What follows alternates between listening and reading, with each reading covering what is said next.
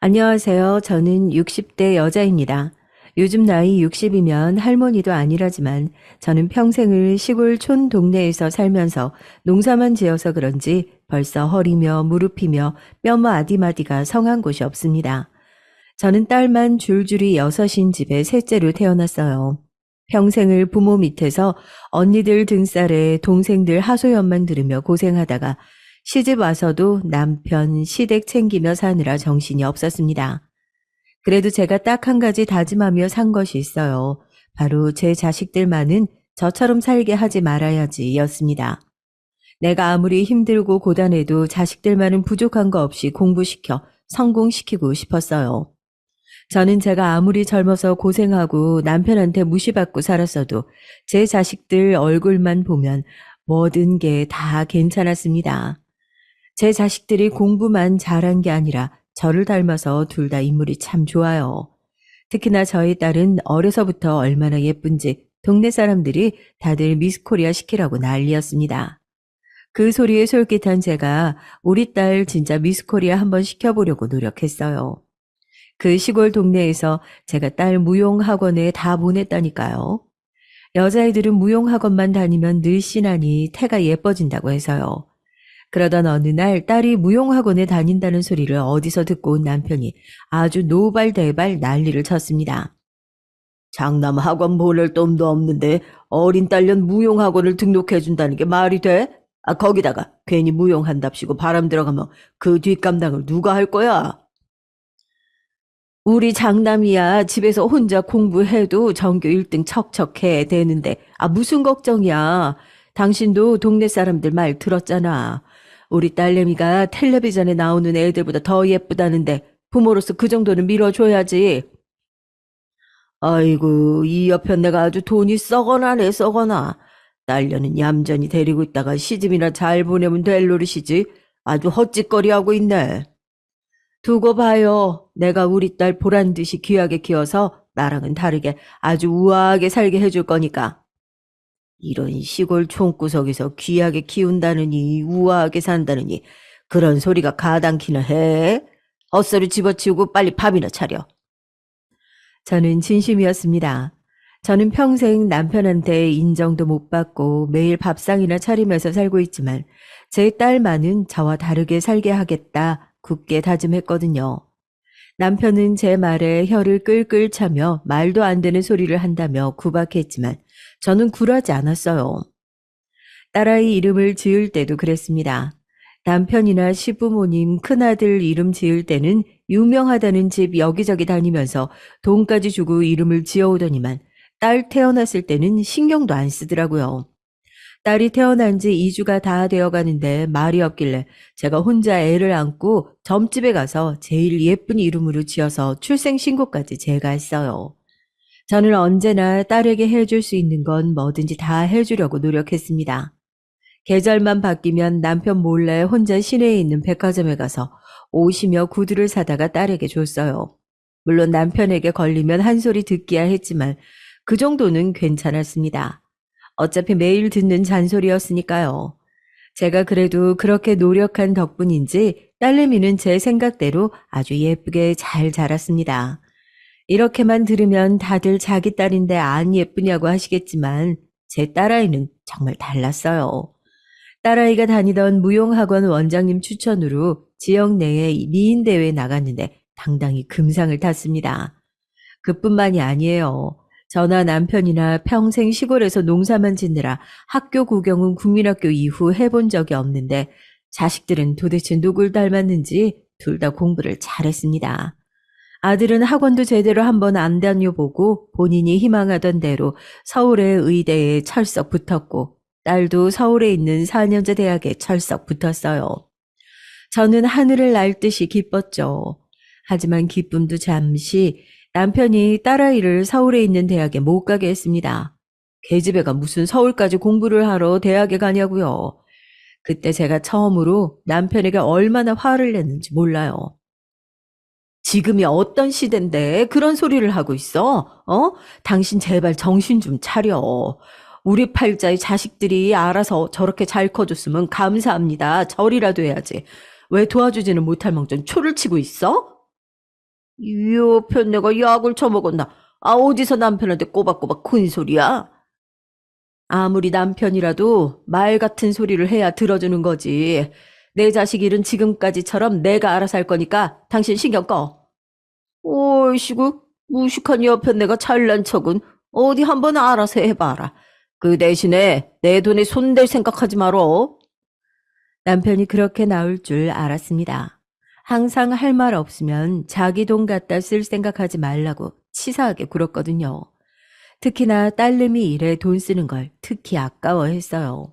그럴 줄 알고 제가 큰아들에게 미리 다 말해뒀어요. 큰아들이 지내는 자취방에 딸아이가 대학에 입학하면 들어가 살기로 했습니다. 그리고 등록금은 제가 혹시 몰라 몇 년 전부터 조금씩 모아둔 돈이 있었고요. 항상 남편이 돈 가지고 치사하게 굴다 보니 저도 저 나름대로 몰래 빼돌렸습니다. 물론 4년 등록금으로 충분하진 않겠지만 딸아이에겐 우선 걱정하지 말라고 했어요. 제가 다 알아서 한다고요. 제 딸이지만 애가 참 착해요. 어릴 때부터 고지식한 아버지 밑에서 자라느라 힘들었을 텐데 항상 욕심 한 번 안 부리고 오빠에게 뭐든 양보하고 잘 챙겼어요. 시키지 않아도 알아서 하는 딸이 저는 항상 안쓰러워서 사실 딸이 서울에 올라갈 때 마음 같아서는 딸도 따로 방을 얻어주고 싶었습니다. 하지만 등록금만으로도 벅찬데 자식 둘을 따로 살게 해줄 형편이 안 됐죠. 딸은 언제나 그런 집 사정을 이해해 줬습니다. 오빠 사는 집이 너희 학교에서는 멀어서 매일 왔다 갔다 힘들 텐데 엄마가 능력이 없어서 미안해. 미안하긴 뭐가 미안해요. 엄마 아니었으면 나 서울에 대학도 못 갔을 텐데 걱정하지 마세요. 오빠랑 살면 나도 안 무섭고 좋고 오빠도 공부하느라 힘들 텐데 내가 챙길 수 있으니까 좋지 뭐. 저에게라도 투정 좀 부리면 좋으련만 딸아이는 철이 일찍 들어 언제나 의젓했습니다. 애가 얼마나 똑똑하고 할 줄 아는 게 많은지 대학에 가서도 무슨 학교 모델이니 뭐니까지 하면서 어디서든 눈에 띄었어요. 공부도 잘해서 장학금을 받은 적도 있고요. 그러던 중 딸아이에게 기회가 찾아왔습니다. 딸내미 말로는 친구들하고 놀러 갈 때마다 연예인 해보라는 명함을 자주 받았대요. 방학에 집에 내려왔는데 가방에서 명함을 몇 장이나 꺼내더라고요. 저는 이거다 싶었습니다. 제 딸이지만 제가 봐도 부족한 게 없는 아이였거든요. 인물이면 인물, 지성이면 지성, 거기다 인성까지 완벽하니까요. 우리 딸 같은 애가 연예인 안 하면 큰 손해라는 생각이 들었습니다. 거기다가 가장 중요한 건 딸내미도 관심이 있는지 저에게 회사에 가볼까, 오디션이라도 봐볼까라는 얘기를 했어요. 평소에 뭐 갖고 싶다, 먹고 싶다, 자기 속 얘기하는 애가 아닌데 분명히 관심이 있어 보였습니다. 저는 적극적으로 가보라고 했어요. 제가 보기에도 텔레비전에 예쁘다고 나오는 여자 연예인들보다 제 딸이 훨씬 더 예뻤으니까요. 그런데 역시나 남편이 난리가 났습니다. 연예인의 연자를 얘기하자마자 아주 집안이 떠내려가라 소리를 쳤어요. 내가 이럴 줄 알았어. 엄이라는 사람이 어릴 때부터 딸년한테 무용이니 뭐니 그렇게 바람을 넣고 미민 대회까지 내보내더니만 결국은 사달을 만드는구만. 아니 사달은 무슨 사달? 애가 능력이 있어서 여기저기 명함 받는다는데 한 살이라도 어릴 때 기회가 왔을 때 잡으면 좋지. 연예인은 뭐 아무나 해. 서울에 올라가 봐. 저 정도는 애들 널리고 널렸어. 연예인이 뭐니 그딴 짓 할 거면 지금 당장 대학 때려치우고 집으로 내려와. 기집애가 공부는 무슨 공부. 그냥 얌전히 있다가 시집이나 가라. 남편은 답답하기 짝이 없었습니다. 요즘 사람들이 어떻게 사는지 전혀 몰랐어요. 아직도 여자니 남자니 하는 고리짝 얘기를 해댔습니다. 정말 남편이랑 대화를 하다 보면 천불이 나서 죽겠어요. 딸내미는 남편 말에 기가 죽어 명함을 쓰레기통에 다 버리고 방에 들어가 버렸습니다. 저는 이대로 가만히 있을 수가 없었어요. 그래서 아들을 불렀습니다. 방학이니 며칠만 집에 좀 내려오라고 했어요. 그나마 남편이 다른 사람은 몰라도 아들 말이라면 좀 듣는 편이라 아들에게 남편을 좀 설득해 달라고 부탁했습니다.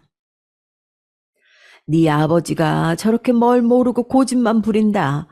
그래도 네 아버지를 아들, 네 말은 좀 들으니까 얘기 좀 해봐라. 딸내미 하는 일이니 알아서 하게 두라고. 엄마, 아버지 말씀이 다 맞는 건 아니지만 제가 생각하기에도 수학 그냥 얌전히 학교 다니는 게 더 좋을 것 같아요. 연예인은 뭐 아무나요.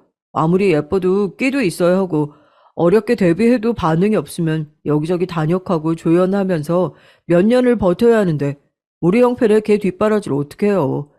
괜히 안 되는 일에 시간 뺏기느니 빨리 대학 졸업해서 취직하는 게 100번 낫죠. 아들 말을 처음 들었을 때는 저도 괜히 서운했어요.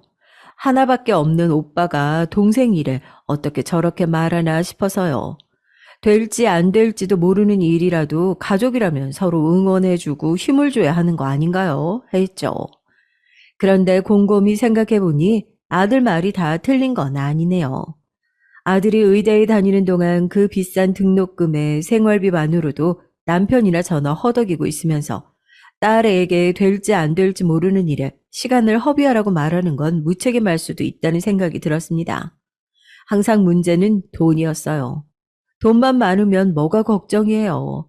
딸이든 아들이든 필요한 만큼 척척 주고 본인들 하고 싶은 대로 살라고 하면 걱정이 없었죠.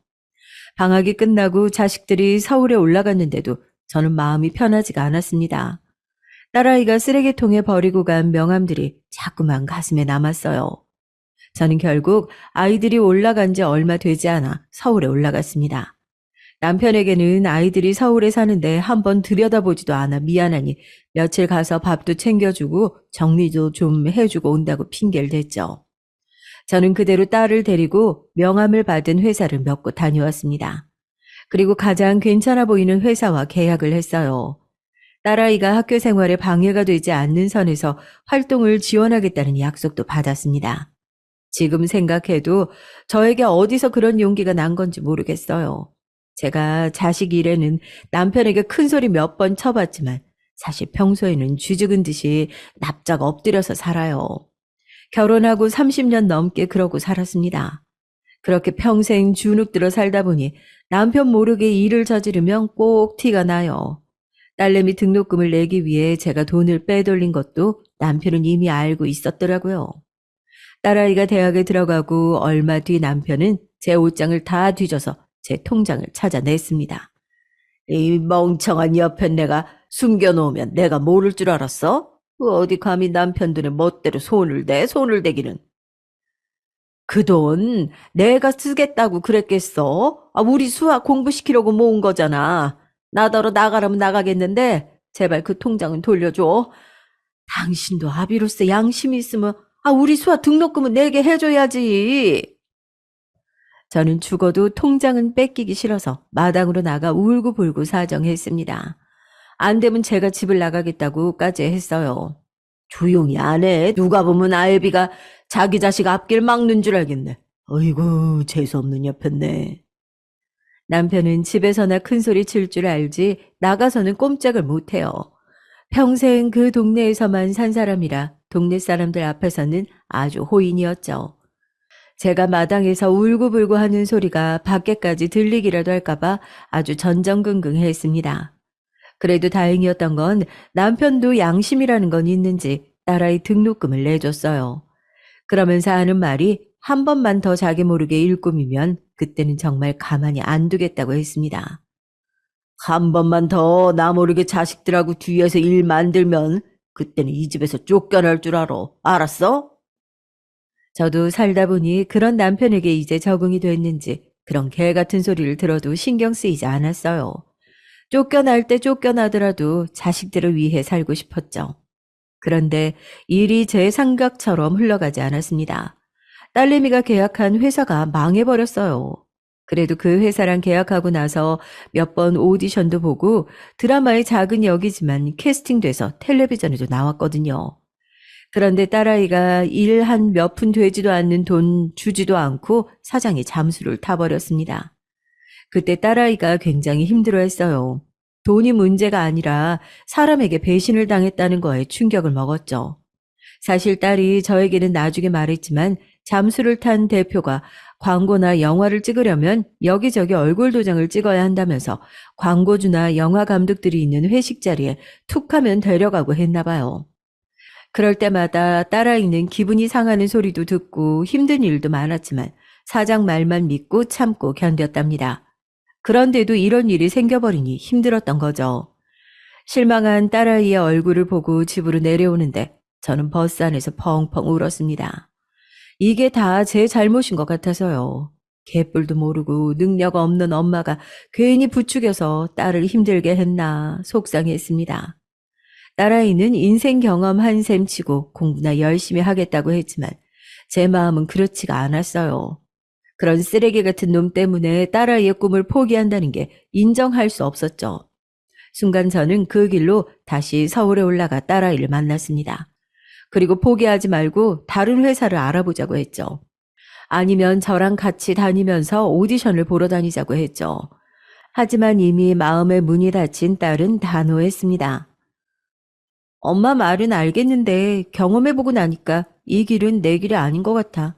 난 그냥 욕심 안 내고 원래 살던 대로 살래. 단호한 딸의 모습에 저도 더는 얘기할 수가 없었어요. 제가 해줄 수 있는 일이 없었으니까요. 그 일로 딸은 헛된 꿈은 접기로 하고 대학을 졸업하고 바로 취직을 했습니다. 역시나 제 딸이 대단한 게 남들은 그렇게 들어가기 힘들다는 대기업을 단번에 합격해서 들어갔어요. 워낙 성실해서 투정 한 번 부리지 않고 몇 년을 열심히 직장에 다녔습니다. 애가 마음씨도 얼마나 고운지 그 힘든 직장 생활하면서 바쁠 텐데도 항상 월급날이면 집에 내려왔어요. 남편이랑 제 옷이며 신발을 바리바리 사들고 내려와 시내에 데리고 나가서 맛있는 것도 많이 사주고 용돈까지 주고 갔습니다. 그럴 때마다 느끼는 게 제가 남편 복은 없어도 참 자식 복은 있구나 싶었습니다. 그러던 중 아들이 대학병원 의사가 되면서 딸아이와 함께 살던 전셋집에서 나가게 됐어요. 병원에 기숙사가 있어서 그쪽에서 생활해야 한다고 하더라고요. 저는 당연히 그 집에서 딸아이가 혼자 계속 살면 되겠다 싶었는데 아들이 이상한 소리를 하더군요. 딸아이에게 남자친구가 있으니 이 기회에 빨리 시집을 보내는 게 어떠냐고요. 저는 딸에게 남자친구가 있다는 소리도 처음 들었고 아직 나이도 어린데 무슨 결혼이냐고 했습니다. 그러자 아들이 저더러 그렇게 태평하게 굴면 안 된다네요. 사실 수아 만나는 남자 내가 소개했어요. 우리 학교 선배인데 우리 집에 몇 번 놀러 왔다가 그 선배가 수아 보고 첫눈에 반해서 만나보고 싶다고 하더라고요. 아이, 네 학교 선배면 그 선배도 의사야? 저도 제가 그렇게 속물인 줄은 몰랐는데 아들 학교 선배라는 소리에 저도 모르게 눈이 휘둥그레지더라고요. 그냥 의사 정도가 아니라 완전 대박이야. 그 선배 부모님부터 형제, 친척 다들 의사 집안이야. 거기다가 선배 부모님이 강남에서 큰 치과를 운영하신다더라고. 그래서 그 선배는 진작에 부모님 병원으로 들어갔어. 나중에 그 선배가 그 병원도 물려받을 거야. 아들 말에 저도 모르게 침이 꼴깍 넘어갔습니다. 이게 무슨 일인가 싶어서요. 수아가 아무리 예쁘고 대기업 다닌다고 해도 우리 집 형편에 어디 가서 그런 남자를 만나. 지금 그 선배가 수아한테 아주 푹 빠져서 결혼하고 싶어 해. 아무리 생각해도 그쪽에서 밀어붙일 때 시집 가는 게 낫지. 수아 다니는 회사 대기업이라도 수아는 비서인데 몇 살까지 다닐 수 있겠어. 아들은 언제나 맞는 말만 합니다. 딸아이 연예인 시킨다고 했을 때도 아들 말 듣고 그냥 얌전히 있었으면 딸애가 사기는 안 당했을 거예요. 거기다가 딸아이가 대기업에 다니기는 하지만 그래봐야 월급쟁인데 그거보다야 병원 원장 사모님이 당연히 훨씬 낫죠. 저는 아들 말만 듣고 곧바로 딸을 만나러 갔습니다. 그리고 만나는 남자에 대해서 이것저것 물었죠. 그런데 딸에는 영 신통치가 않더라고요. 아들 말대로 남자가 아주 몸이 달아 결혼하자고 조르기는 하는데 딸아이는 아직 결혼 생각이 없답니다. 나 아직 20대 중반이고 회사 일도 이제 막 재미있어졌는데 그 오빠는 결혼하면 무조건 일 그만두고 자기 내조해달라고 하더라고. 오빠가 아무리 의사라도 나도 열심히 공부해서 여기까지 온 건데 너무 아깝잖아. 그리고 무엇보다 만난 지 얼마 되지 않았는데 벌써 결혼 얘기 나온다는 게 부담스러워. 좋은 사람인지도 아직 모르겠고. 딸아이는 대학 때 연예기획사에서 사기를 당한 이후로 사람을 잘 못 믿어요. 자기 오빠가 소개한 사람이라 만나기는 했는데 아직 좋은 사람인지 잘 모르겠답니다. 그 정도로 우리 딸이 좋아서 서두르는 거겠지. 다른 남자가 채갈까봐. 아이, 우리 딸 말대로 사람은 잠깐 만나선 모르지만 그래도 네 오빠가 소개한 사람인데 설마 이상한 사람이겠어? 아이, 너한테도 무지하게 잘해준다며. 잘해주기도 잘해줘. 근데 내가 그 오빠랑 결혼할 정도로 좋은진 아직 모르겠어. 딸아이의 말을 이해하지 못하는 건 아니에요. 저도 남편과 중매로 결혼했어요. 결혼이 뭔지 남편이 뭔지 아무것도 모르는 상태로 부모님 등살에 밀려 시키는 대로 결혼을 했습니다. 좋아서 한 결혼이 아니다 보니 뭘 해도 즐겁지 않고 결혼이 후회됐죠. 그나마 자식이라도 둘 낳았으니 자식들 커가는 모습을 보면서 꾹 참고 살았습니다. 하지만 그렇다고 해서 사랑이 있고 제가 좋아하는 사람을 만나 결혼해 살았어도 별로 다르지 않을 것 같아요. 결혼해서 자식 키우고 이 나이까지 살고 보니 제일 중요한 건 돈인 것 같더라고요. 제 주변에 제 남편보다 성격 더러운 남자들하고 사는 친구들 중에 남편이 땅 부자인 애가 있어요. 걔는 남편이 아무리 못되게 굴고 지랄마저도 펑펑 돈 써가는 재미로 산답니다. 아무리 남편이 좋고 잘해도 늙으면 다 할머니 할아버지인데 그게 다 무슨 소용이냐면서 늙어서 자식들한테 무시당하고 고생하는 것보다야 돈 움켜쥐고 사니 훨씬 더 좋대요. 그 소리를 듣고 보니 맞는 소리다 싶었습니다. 저도 남편이 지긋지긋해요. 그럴 때마다 느끼는 게 돈이라도 좀 많아서 하고 싶은 대로 펑펑 쓰면서 살면 그나마 낫겠다 싶었거든요. 그런 마음에 저는 딸내미가 그 남자와 결혼했으면 했어요. 사랑이 뭐가 중요해요. 아내라면 좋아서 벌벌 떠는 남편이 의사에 돈까지 많으면 평생 돈 걱정 안 하고 사모님 소리 들으면서 편하게 살 수 있잖아요. 그게 바로 제가 딸에게 만들어주고 싶었던 인생이었습니다. 귀하게 자라 우아하게 사는 인생이요. 수아야, 엄마가 살아보니까 인생이라는 게 다 타이밍이 있더라. 너도 좋은 직장 다니면서 자리 잡았고 남자도 결혼할 준비 돼 있는데 나이가 무슨 상관이야. 한 살이라도 젊을 때 결혼해서 부부가 둘이 오순도순 재밌게 살면 되지. 저는 어느 때보다 딸에게 적극적으로 밀어붙였습니다. 아무리 생각해도 제가 세상에서 가장 사랑하는 딸이 평생 아무 걱정 없이 행복하게만 살면 좋겠다 싶었어요. 제 팔자는 절대 닮지 말고요. 그러기 위해서는 이 결혼이 중요하다는 생각밖에 들지 않았습니다. 딸아이는 몇 달 고민하더니 결국은 사위의 청혼을 받아줬어요. 남편은 어느 때보다 기뻐했습니다. 큰아들이 의사 됐을 때도 신이 나서 동네방네 현수막을 붙이고 떡에 돼지까지 잡아 동네 잔치를 했어요. 그런 사람이 사위까지 의사에 강남에 큰 병원 있는 사돈까지 생겼으니 더 난리가 났죠. 결혼식 날 관광버스를 3대나 빌려 동네 사람을 죄다 초대하겠대요. 거기다가 정말 믿기지 않았던 건 웬일로 저에게 고생했단 소리를 다 하더라고요. 당신이 수아 잘 될 거라고 크게 되래라고 했을 때 사실 나 콧방귀도 안 꼈는데 당신이 그래도 딸 하나는 아주 기똥차게 낳아서 키웠어. 대단해. 생전 처음 들어보는 소리였습니다.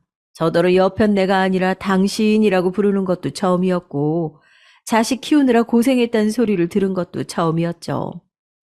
저는 너무 뿌듯했습니다.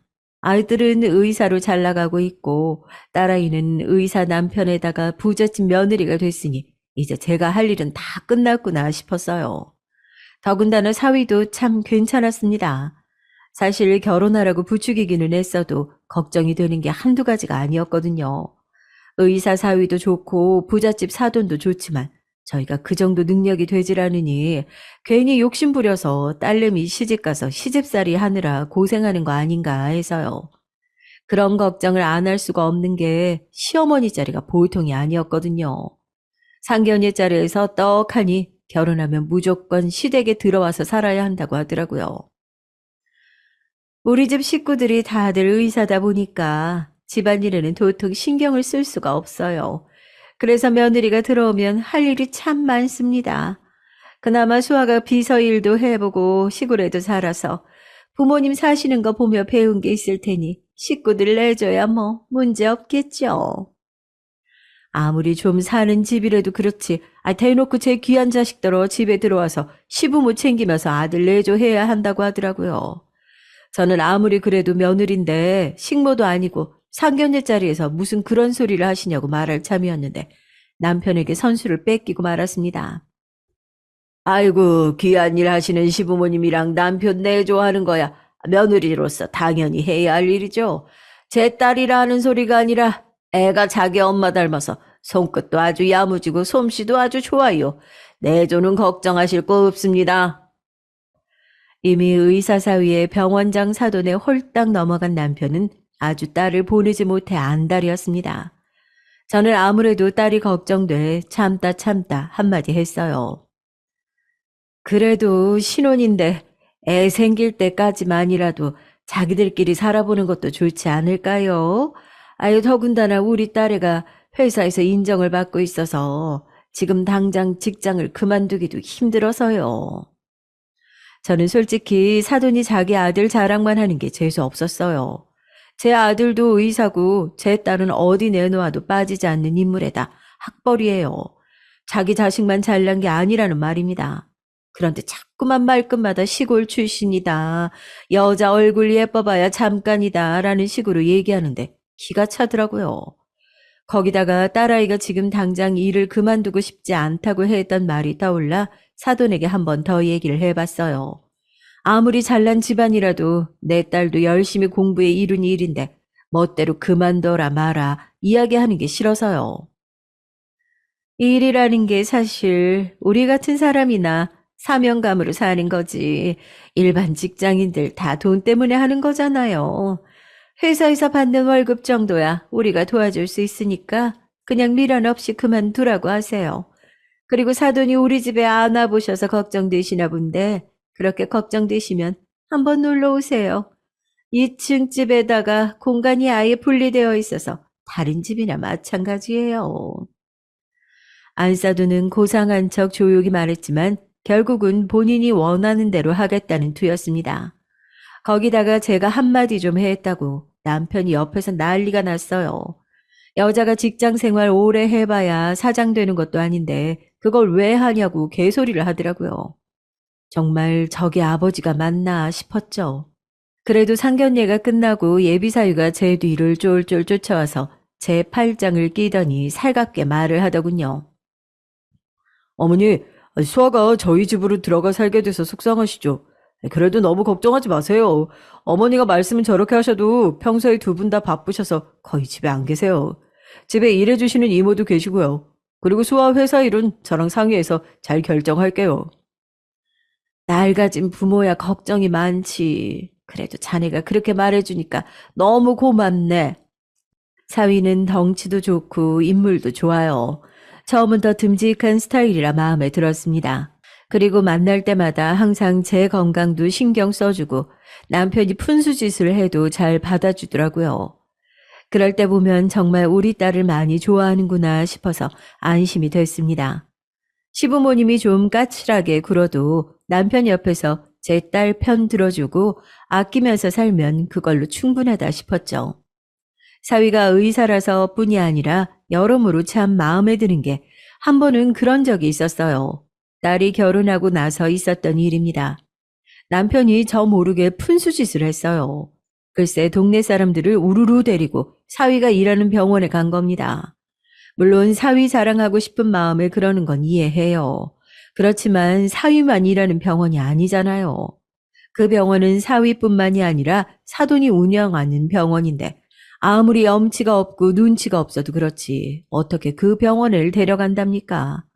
저는 지금 생각해도 얼굴이 뜨거워요. 그런데 사위가 아주 점잖게 다 받아주었나 봐요. 아이고 우리 동네 사람들이 다들 촌사람이라 치과 가면 돈 많이 깨진다고 아주 무서워서 치과들을 못 가겠다는 거야. 내가 그래서 우리 사회병원 가면 싸게 해줄 수 있다고 싹 다 이 병원으로 데리고 왔어. 잘했지? 아이, 잘하셨어요, 장인어른. 제가 예약 진료 끝나는 대로 순서대로 다 진료해 드릴 테니까 걱정 마시고 커피 한 잔씩 드시고들 계세요.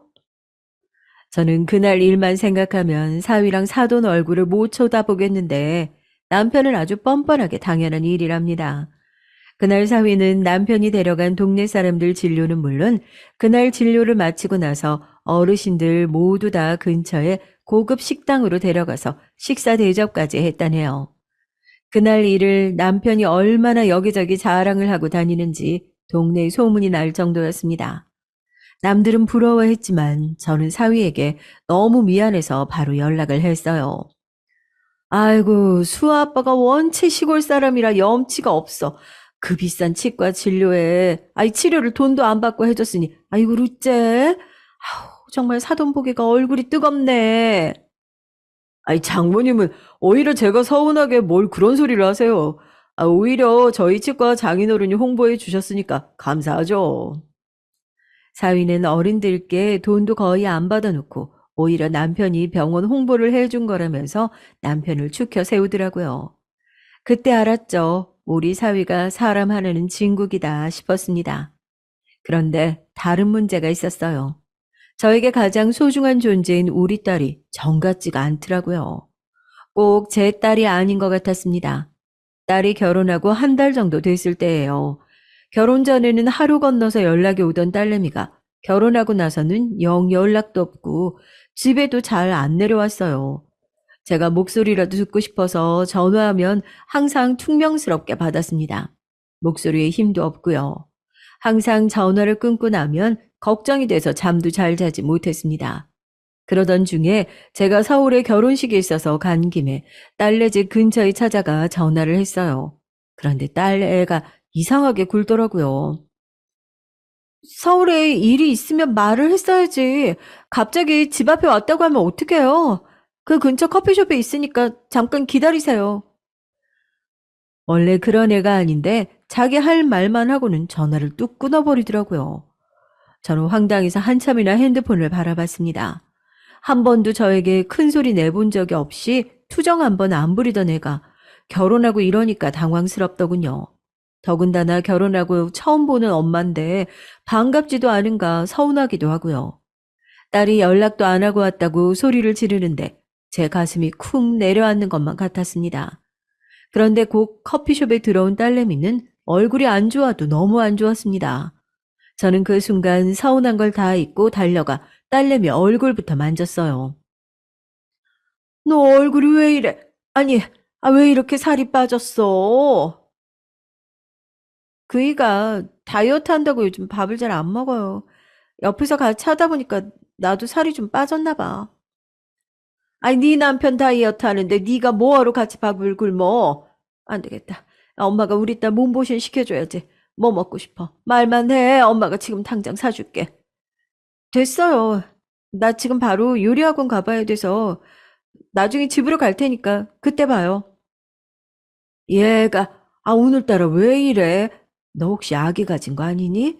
얼굴도 푸석하고 영 까칠한 게 꼭 임신한 사람 같아 보인다.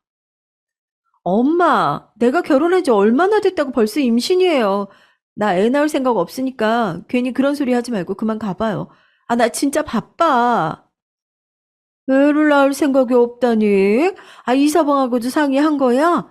너야 젊지만 이서방은 나이가 있어서 가지려면 하루라도 빨리 가져야지. 요즘 젊은 사람들 아이 안 낳고도 잘들 산다고 하지만 그거야 남들 얘기지. 제 딸아이 입에서 그런 소리가 나올 줄은 몰랐습니다. 왜냐면 평소 딸아이는 아기들을 좋아해요. 동네에 지나가는 아기만 봐도 예뻐서 어쩔 줄은 몰라 했고 어릴 때도 자기는 결혼하면 꼭 애는 셋씩 낳을 거라고 농담을 말하기도 했거든요.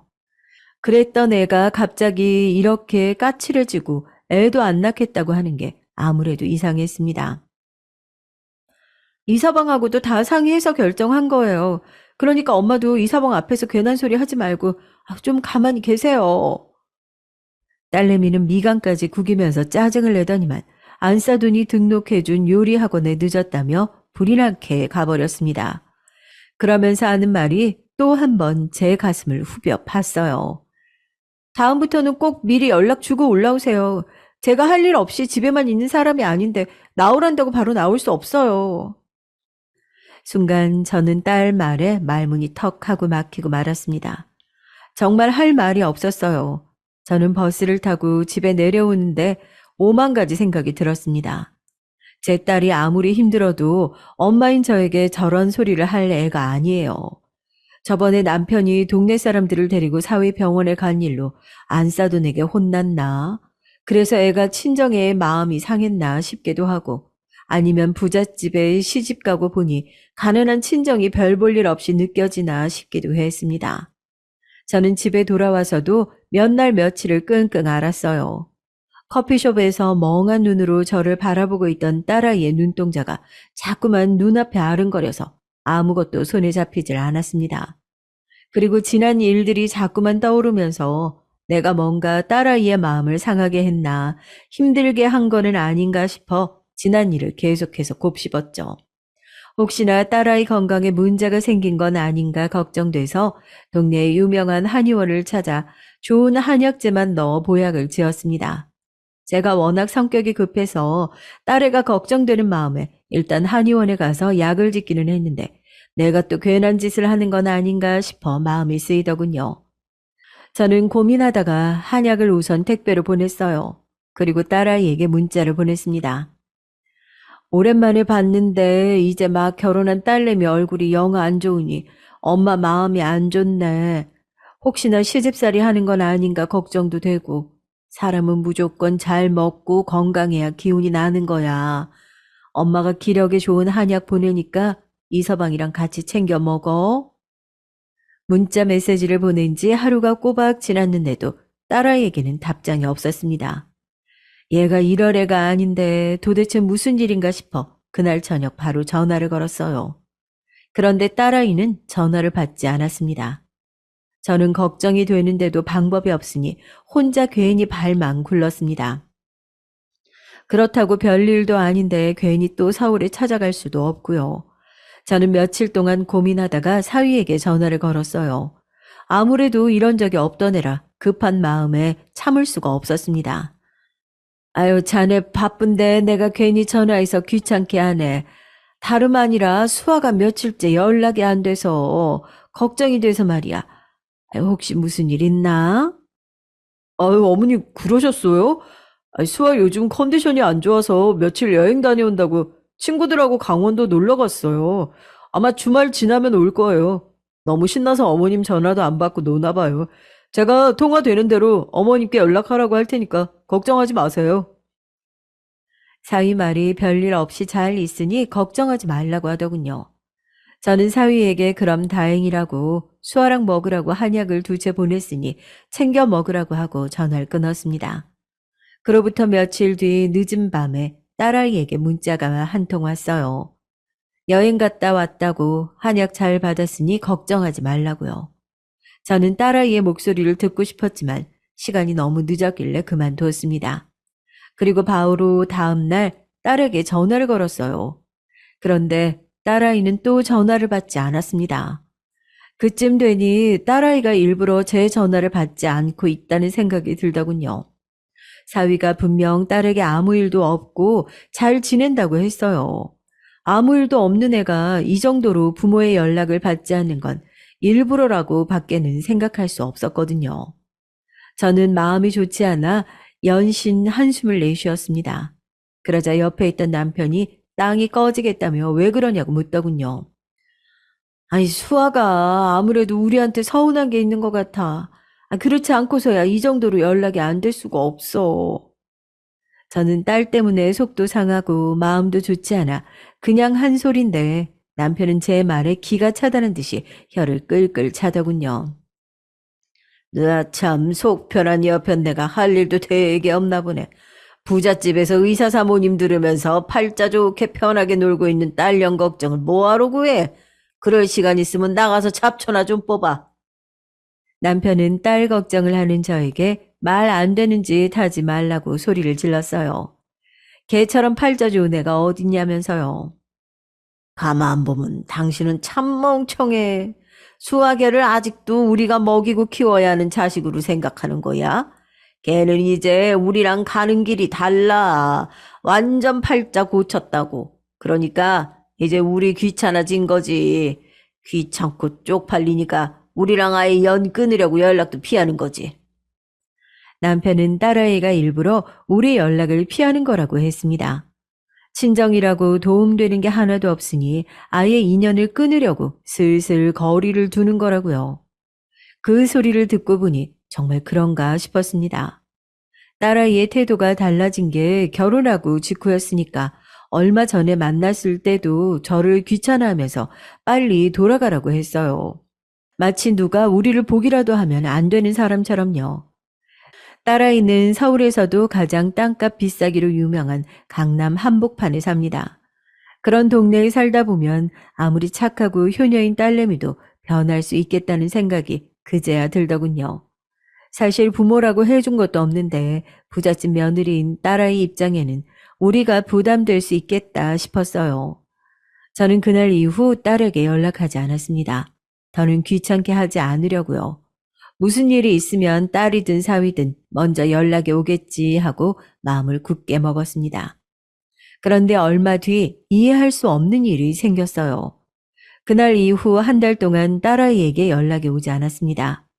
제가 믿을 수가 없는 게 그 한 달 사이에 저와 남편의 결혼 기념일이 있었어요. 딸아이가 다른 건 몰라도 저희 결혼 기념일은 잊을 일이 없거든요. 제가 남편과 결혼한 게 너무 지긋지긋하고 후회가 돼서 평생 결혼 기념일을 아예 챙기질 않았는데 언제부턴가 딸아이가 제 결혼 기념일을 항상 챙겨줬습니다. 엄마가 아버지를 만나서 결혼했으니까 내가 세상에 태어난 거잖아. 그러니까 결혼 기념일은 당연히 축하해야지. 세상에 태어나게 해주셔서 감사해요. 엄마 결혼 기념일은 이제 내가 매년 챙겨줄게. 그러니까 아버지랑 결혼한 거 너무 후회하지 마요.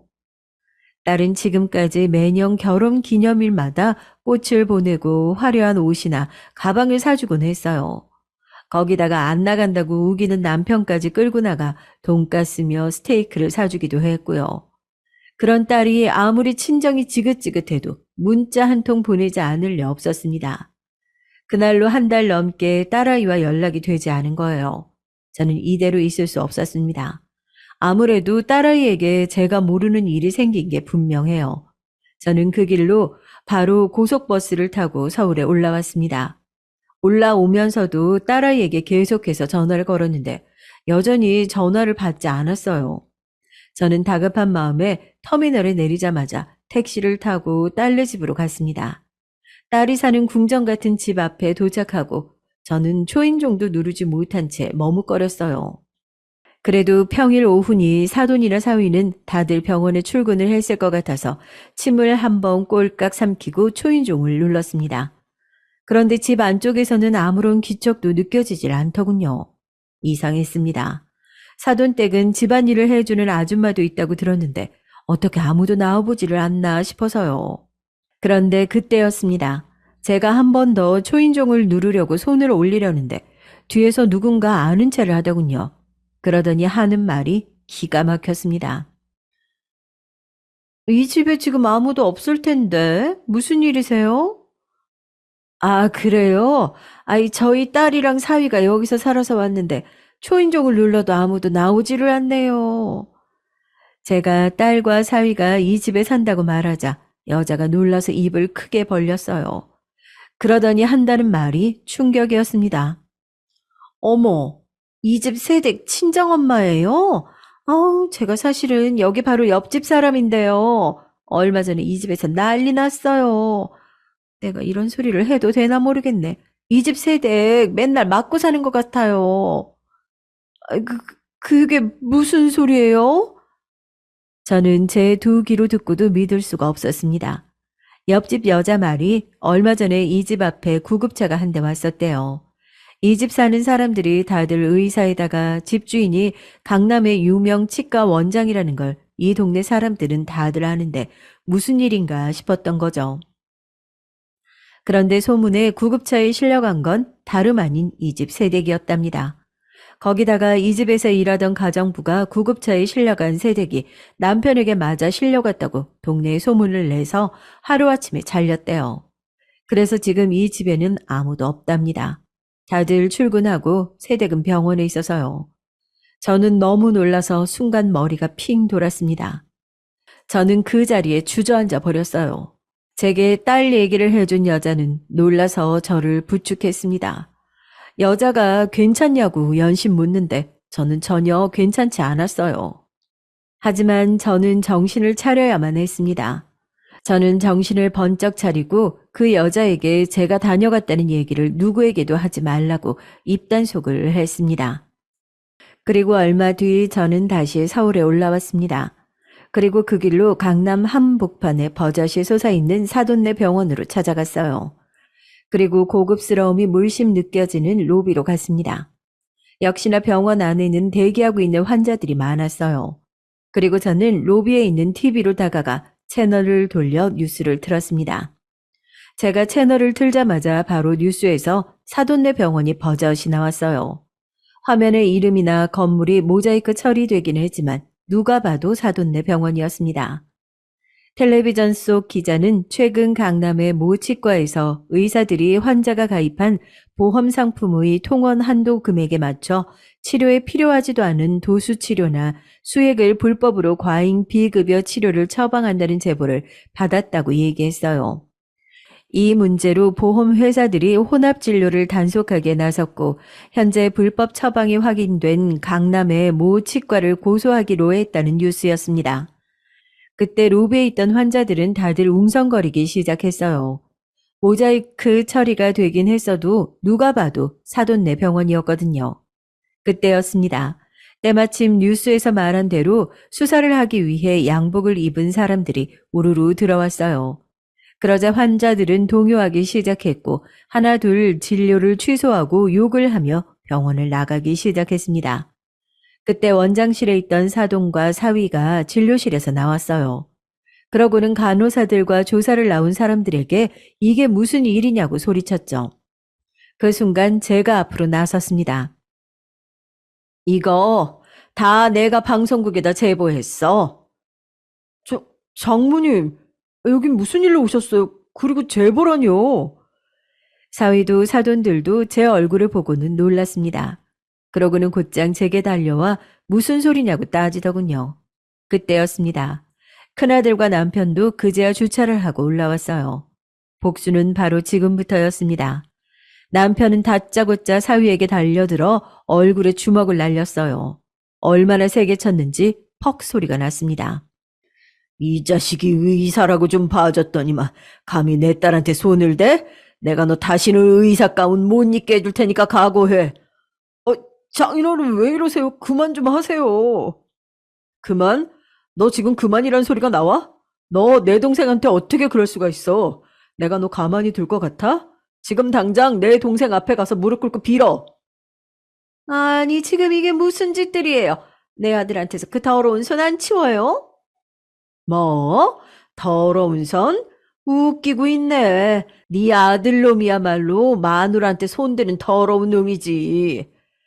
저는 그 길로 달려가 안사돈의 머리끄덩이를 잡고 흔들었습니다. 이미 병원에 있던 환자들은 모두 다 나갔고 간호사들과 조사관들이 저희를 뜯어 말렸지만 소용없었어요. 이게 다 어떻게 된 일이냐고요? 저는 그날 옆집 아줌마에게 충격적인 얘기를 듣자마자 큰아들을 찾아갔습니다. 그리고 딸아이에게 벌어진 일을 얘기했어요. 역시나 놀란 아들은 당장 딸아이부터 찾겠다고 나섰습니다. 딸아이 동네 주변 응급실을 다 알아보더니 그날 밤 구급차를 보낸 병원을 알아냈어요. 아들이 직접 그 병원을 찾아가 딸아이의 진단과 당일 찍힌 엑스레이와 사진들을 미리 다 챙겨왔습니다. 그리고 딸아이가 입원한 병원도 알아내서 저와 함께 갔어요. 딸아이는 제 얼굴을 보자마자 놀라 이불을 뒤집어 썼습니다. 저는 그 모습에 가슴이 찢어지는 것만 같았어요. 잠시 뒤 진정이 된 딸이 얘기를 하는데 사위는 결혼하고 신혼여행 다녀오고 나서부터 달라졌답니다. 딸아이 회사도 그만두게 하고 집에만 있게 하더니 정말 아무것도 못하게 했대요. 집에 CCTV를 달아놓고 매일 감시하면서 잠깐 마트라도 갔다 오면 금세 전화가 와서는 어디 갔다 왔냐 추궁을 했답니다. 집에 일하는 아줌마가 있는데 혼자 뭐하러 마트에 갔다 왔냐면서 거짓말하고 나가서 남자를 만나고 온 거 아니냐고 의심을 했대요. 그게 시작이었답니다. 사위는 딸을 전혀 믿지 않았대요. 잠깐 외출하고 오면 누구를 만난 거냐고 의심하고 집에 있으면 집에 누굴 끌어들인 거 아니냐고 했답니다. 사위는 심한 의처증이었던 거죠. 그맘때 제가 딸아이를 찾아갔던 거예요. 결혼하고 내내 그렇게 힘들었으니 딸아이 얼굴이 말이 아니었던 거죠. 제가 바로 이혼했어야지 그런 놈이랑 왜 살았냐고 소리를 치자. 그러면 사위가 저희를 가만히 안 두겠다고 했답니다. 우리 집에 찾아와 새벽에 몰래 불을 지르겠다고 위협을 했대요. 딸아이는 혼자 매일 밤 공포에 휩싸인 채 하루하루를 버텨낸 겁니다. 그러던 중 제가 보낸 한약이 도착했는데 그날 밤 싸움이 벌어졌대요. 니네 엄마가 내가 의사인데 한약을 보내는 게 말이 되냐? 암튼 이래서 무식한 총것들은 안 돼요. 사위의 재수없는 소리에 화를 참지 못한 딸이 소리를 지르고 사위를 밀쳤는데 딸의 행동에 눈이 돌아버린 사위가 화를 이기지 못하고 딸에게 손찌검을 했대요. 덩치가 딸의 두세 배인 사위놈이 가녀린 딸에게 손을 댔으니 그대로 딸은 쓰러져 기절한 거죠. 그래서 그날 밤 구급차가 왔던 겁니다. 저는 너무 화가 나고 속상해서 눈물을 펑펑 쏟았어요. 그때였습니다. 딸아이가 저에게 뭔가를 건넸어요. 그게 바로 사위네 병원에서 불법으로 처방을 내린 기록이었습니다. 이 증거 찾느라고 지금까지 악착같이 참고 살았던 거예요. 괜히 엄마한테 그 인간이 해코지할까봐 연락도 안 한 거고 병원 망하기만 하면 바로 이혼할 거예요. 그날 일은 강남 맘카페를 시작으로 소문이 빠르게 퍼졌습니다. 막장 의사 집안이 하는 치과라고 소문이 나 치과는 망했어요. 그리고 딸아이는 지금도 이혼 소송 중입니다. 부자는 망해도 3년 버틴다더니 이것들이 빵빵한 로펌을 쓰면서 버티고 있다는 거죠. 위자료를 안 주려고요. 저는 딸아이를 생각해서 위자료고 뭐고 그냥 이혼만 하면 좋겠는데 딸아이가 아주 강력합니다. 무조건 위자료를 받을 수 있는 만큼 최대로 받겠다고요. 여러분의 생각은 어떠세요? 딸 생각대로 끝까지 버텨서 위자료라도 두둑이 챙기는 게 나을까요? 하지만 저는 제 딸이 더는 상처받지 않기를 바랍니다. 다른 가족들 생각도 똑같아요. 남편도 자기가 부자 사돈이라고 좋아만 한 게 부끄러운지 돈이고 뭐고 무조건 이혼하라고 성하고 아들도 자기가 소개한 놈이 저딴 쓰레기였다는 사실에 미안해서 어떻게든 이혼하게 하려고 여기저기 변호사를 알아보며 노력하고 있습니다. 우리 가족이 앞으로 어떻게 하면 좋을지 여러분의 의견과 응원 댓글 많이 남겨주세요. 여러분의 응원이 제 딸에게도 힘이 될 것 같습니다. 지금까지 제 얘기 끝까지 들어주셔서 감사해요. 여러분의 가정에는 항상 행복한 일만 가득하시길 바랄게요. 안녕하세요. 저는 서울에서 남편과 아들과 행복하게 사는 40대 여자입니다. 요즘 해외여행에 대한 수요가 다시 올라왔는데 다들 여행은 다니시나요? 우리 가족은 이번 여름에 유럽으로 여행을 가려고 준비 중인데요. 마침 제 직업이 승무원이라 할인 티켓도 있고 이미 제가 갔던 곳들이 많아요. 그래서 남편과 딸을 데리고 어디 갈지 벌써 생각하는데 생각만으로도 즐겁습니다. 승무원 엄마를 둔 덕분에 우리 딸은 여행 박사거든요. 아직 유치원생인데 여행으로 간 나라가 10개가 넘습니다. 딸이 엄마 덕분에 행복하다고 할 때마다 얼마나 뿌듯한지 몰라요. 어렸을 때 저는 제가 이렇게 행복한 가정생활을 누릴 거라고는 상상도 하지 못했어요. 물론 이것도 결과론적인 얘기예요. 왜냐하면 저는 지독한 시어머니를 만났거든요. 오늘 여러분께 들려드릴 사연도 그 내용입니다. 다사다난한 인생에 빠질 수 없는 제 얘기. 그럼 바로 시작할게요. 저는 서울에서 태어나서 자랐어요. 하도 이사를 많이 다녀서 정확히 고향인 동네를 말하기는 애매합니다. 사실 어린 시절을 생각하면 숨이 턱 막히곤 해요. 왜냐하면 딱히 좋았던 기억이 전혀 없거든요. 지독하게 가난했었고 부모님 사이는 좋지 않았습니다. 특히 아버지가 밖에서 사고를 많이 치고 돌아다녔죠. 그것도 돈 관련 문제로요. 집에 빚쟁이들이 찾아오고 빨간 딱지가 집안 여기저기에 붙어 있었습니다. 엄마, 아빠 싫어. 아빠 또 술 마셨어? 다른 친구들 아빠는 같이 공원도 가고 놀아주는데 우리 아빠는 왜 술만 마셔? 오죽하면 어렸던 제가 엄마한테 아빠에 관한 불평을 마구 내뱉기도 했어요. 그러다 제가 중학교 때 엄마는 결국 아빠와 이혼하셨습니다. 아빠가 친한 친구의 보증을 섰는데 그걸로 집안이 망했거든요. 엄마는 도망치듯 이혼했고 그래도 저를 데리고 다른 동네로 갔습니다.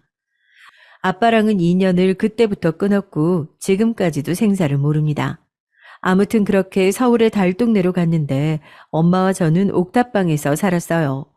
버스 정류장에서 내려서 계단을 100개도 넘게 올라갔던 기억이 생생합니다. 좁은 골목길을 몇 개 지나서 겨우 집에 도착하면 엄마와 제가 살던 옥탑방이 보였어요. 야, 너 동인의 집 위에 산다며? 너 이 집 거지야? 거지야. 네가 나 가난한데 보태준 거 있냐? 헐, 뭔 말을 그렇게 하냐? 너희 엄마는 시장에서 나물 팔지? 그걸로 돈이 돼? 그렇게 물어볼 시간에 너희 엄마한테 돈 받아서 우리 엄마 나물이나 사줘. 집 주변에 시장이 크게 있었거든요. 거기서 엄마는 정식으로 가게도 없이 길가에서 나물을 파셨습니다. 나물 말고도 공장에서 양말이나 속옷을 떼서 팔기도 하셨죠. 노점상이라 엄마가 있던 자리가 매번 바뀌었습니다. 사춘기 시절에도 저는 그런 엄마가 창피하지 않았어요. 철없던 중학생 시절이라 친구들이 많이 놀렸거든요. 그래도 저는 전혀 위축되지 않았고 오히려 맞서 싸웠습니다. 엄마가 그렇게 번 돈은 죄다 저한테 들어간 것을 이미 알고 있었거든요. 없는 살림에 어떻게든 가난한 티는 내지 않게 하려고 애쓰셨습니다. 새벽부터 일어나서 제 밥은 꼭 하고 나가셨고 빨래도 매번 깨끗하게 해주셨어요. 그걸 아니까 저도 불평을 하고 싶지 않았습니다. 어서 오세요. 몇 분이세요? 어? 너 민주 아니야? 너 여기서 일해? 와. 안녕? 4명이야? 그러면 저쪽 창가 자리에 앉으면 돼. 어린데 벌써 아르바이트를 하는 거야? 안쓰럽다. 고등학생 때는 저도 조금이나마 엄마를 돕고 싶더라고요. 그래서 동네에 있는 돈가스 가게에서 아르바이트도 했습니다. 거기서 일하며 학교 친구들이랑 참 많이 마주쳤어요. 친구들의 부모님이 저를 안쓰럽게 여길 때도 많았죠. 그런 관심이 당연히 좋지 않았습니다. 그렇다고 제 처지를 비관할 건 절대 아니고 꼭 나중에 돈을 많이 벌어야지 생각하는 계기가 됐어요. 공부할 시간에 가게에서 아르바이트를 했으니 당연히 성적은 좋지 않았죠. 엄마는 제가 공부할 나이에 생활비를 벌고 있는 것을 매우 안타까워하셨습니다. 민주야, 엄마는 네가 일하는 거 달갑지 않아. 너무 미안하고 그냥 공부만 하면 안 되겠어? 엄마, 나 공부 평생 못했던 거 알잖아. 못하는 거 붙잡고 있는 것도 안 좋지. 나는 이렇게 일해서 우리가 하루라도 더 안 굶는 게 더 좋아. 제 말은 진심이었습니다. 제가 원래 공부를 잘했으면 억울한 마음이 있었을지도 몰라요. 하지만 저는 공부에 소질이 없었습니다. 물론 사교육을 전혀 받은 적이 없으니 당연한 결과였죠. 그렇게 고등학교를 졸업하고 대학은 원래 아예 가지 않으려고 했어요. 그런데 엄마가 그래도 대학을 가길 원하셨죠. 그래서 집 앞에 있는 전문대학에 들어가게 됐습니다. 대학에 가서도 남들 놀 때 전 놀 수가 없었어요. 당장 등록금이나 생활비가 턱없이 부족했거든요. 그래서 대학생 때도 안 해본 아르바이트가 없었습니다. 2년제 대학을 4년을 다니게 됐죠. 중간에 1년은 공장에 가서 아예 숙식하며 돈을 벌었어요. 진짜 제가 지금 생각해도 돈 버는 기계였던 것 같습니다. 그래도 저는 다른 선택지가 없었어요. 그렇게 필사적으로 돈을 벌고 있는 저한테 어느 날 동기가 말했습니다. 승무원들은 돈을 그렇게 벌잖아. 또 승무원 되면 시집도 잘 가. 민주 넌 관심 없어? 키도 크고 예뻐서 너 준비하면 바로 될 것 같은데. 승무원? 생각해 본 적이 없는데. 곧 채용한다는데 한번 서류라도 써봐. 승무원 돈 잘 벌어.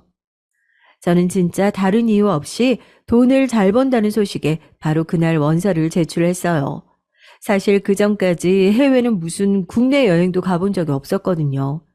살기 바쁜데 무슨 여행을 가겠어요. 엄마와 저는 돈이 생기면 빚을 갚기 바빴습니다.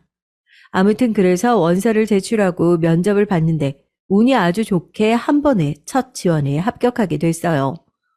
어머, 우리 딸, 그럼 이제 승무원이야? 엄마 너무 기쁘다. 이게 무슨 일이야? 해준 것도 없는데. 너무 고맙고 미안해. 내가 돈 많이 벌어서 엄마 호강시켜 줄게. 조금만 기다려. 실제로 승무원이 된 저는 생각보다 많은 월급에 놀랐어요. 또 회사 복지가 좋아서 엄마를 데리고 해외여행도 갈 수 있었죠. 워낙 가게에서 많이 일해서 일이 힘들지도 않았습니다. 오히려 눈을 뜨면 다른 나라에 있는 것이 진짜 즐거웠어요. 서비스직이 천직이라 직업 만족도도 높았고요.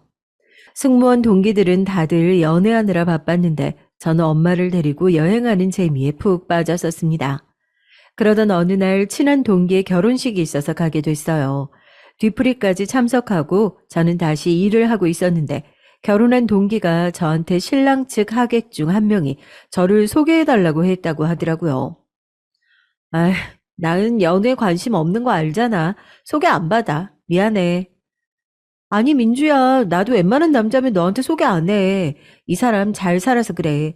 유명한 부자야. 지금 중소기업 다니는데 거기 회장이 자기 아빠라고. 나중에 그 회사 물려받을걸? 너한테 홀딱 반했던데 일단 나가기라도 해봐. 내가 아까워서 그래. 동기는 계속 흔치 않은 기회라며 저에게 얼굴이라도 보고 오라고 하더라고요. 그래서 그냥 가볍게 나가게 됐습니다. 사실 외모가 제 마음에 들지 않았어요. 그렇게 훤칠하지도 않았고 성격도 제 앞에서 너무 떠는 게 보여서 오히려 민망했습니다. 그런데 제가 초반부터 우리 집안 사정에 대해 말을 했거든요. 어머니는 지금 집에 계세요. 예전에는 시장에서 나무를 파셨고요.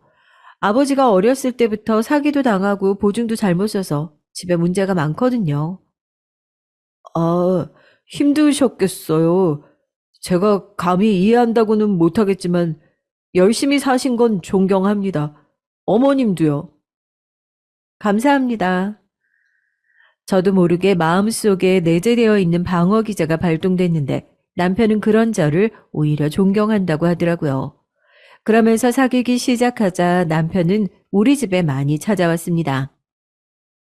장모님, 저 왔어요. 오늘은 한우를 사왔는데 드셔보세요. 아이고, 뭐 이런 걸 다 챙겨왔어. 고마워. 제가 일하느라 한국에 없는 날이 많았는데 그럴 때마다 우리 엄마를 챙겨주곤 했습니다. 엄마를 책임지는 것은 제 인생에서 당연한 것이었거든요. 제가 결혼은 당연하고 연애도 하지 않았던 이유가 엄마 때문이었는데 남편은 나서서 우리 엄마를 챙겨주었습니다. 그 모습을 보고 철옹성 같던 제 마음도 녹아내렸어요. 그렇게 약 4년을 연애했는데 주변에서는 너희는 언제 결혼하냐고 묻더라고요. 특히 우리를 연결해준 동기가 많이 재촉했습니다. 이런 남자 없으니까 꽉 잡으라고 했죠. 그러나 저는 현실적인 걱정이 앞섰습니다. 남편은 잘 사는 집의 아들이었고 저는 못 사는 집이었으니까요. 일하며 들은 바로는 결혼할 때 개인보다 중요한 게 집안이더라고요. 개인 차이가 나도 너무 나니까 현실적으로 걱정이 됐죠. 민주야, 내가 아버지한테 일하면서 살짝 말했어. 그런데 완전 환영하신대. 너무 걱정하지 말고 일단 인사라도 드리는 거 어때? 남편은 자기 아버지와 함께 회사 일을 하니까 말을 먼저 꺼냈다고 하더라고요. 제가 재산 차이 때문에 결혼할 마음이 전혀 없다는 것을 너무나도 알고 있었죠. 저는 결국 남편의 설득에 시댁으로 가서 인사를 하게 됐습니다. 그리고 시어머니를 그날 처음 뵀는데 결론부터 말씀드리자면 정말 첫인상이 별로였어요. 아들한테 얘기 많이 들었어요. 어찌나 예쁘다고 입이 닳도록 칭찬하는지 너무 궁금했는데 생각보다 훨씬 예쁘네. 아이고, 연예인인 줄 알았어요. 감사합니다. 외모가 뭐 천년만년 가는 것도 아니고 능력이 중요하지. 엄마 승무원 돈 많이 벌어요. 그리고 엄마 여행 좋아하잖아요. 민주가 다니는 회사 복지로 티켓 싸게 사서 여행 다닐 수 있어요. 아이고, 그거 듣던 중 반가운 소리네. 내가 요즘 해외로 골프 치러 가고 싶었는데 우리 집에 복덩이가 들어왔어. 저를 생각보다 더 환대해 주시는 시아버지, 반대로 냉담하게 잘 쳐다보지도 않는 시어머니, 너무 상반되는 반응에 당황했던 기억이 납니다. 남편은 중간에서 시어머니가 뼈 있는 말을 하면 받아치느라 바빴어요. 그 모습을 보며 웃기기도 하고 애쓴다는 생각도 들었죠. 남편은 걱정하지 말라며 어차피 집안 실세는 시아버지니까 시아버지 마음에만 든다고 저를 위로했습니다. 그런데 그 다음에 일어난 일이 충격이었어요. 아가씨도 사회생활 안 해본 것도 아니고 알아들었죠? 딱 보니까 돈 노리고 그러는 것 같길래 좀 많이 넣습니다. 이 정도면 깔끔하게 끝낼 수 있을 거라고 믿어요. 저 기분이 많이 나쁘네요. 제가 돈 받으면 떨어져 나갈 줄 아셨어요? 죄송한데요. 이런 집에 저도 시집가기 싫어요. 돈은 그대로 가져가세요. 시어머니는 저를 따로 불러내어 돈 봉투를 주며 떠나라고 했습니다. 제가 거지도 아니고 돈도 이미 충분히 잘 벌고 있었거든요. 물론 집안 재산이 차이가 꽤 났죠. 하지만 그렇다고 제가 이런 취급을 받아야 할 이유는 전혀 없잖아요. 순간 모멸감까지 들더라고요. 아무리 남편이 우리 엄마한테 잘하고 제가 돈을 좋아해도 이건 아니잖아요. 돈이 없지 자존심이 없는 게 아니니까요. 그대로 그 자리에서 일어났고 남편에게 전화해서 헤어지자고 통보했습니다. 물론 가슴이 아팠지만 이런 집에는 시집 가는 것이 너무 싫었어요.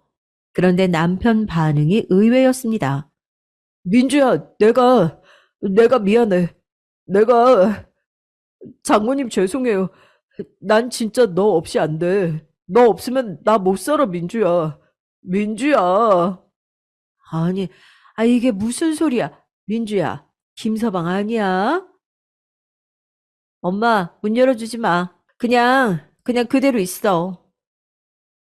민주야, 결혼해줘, 민주야.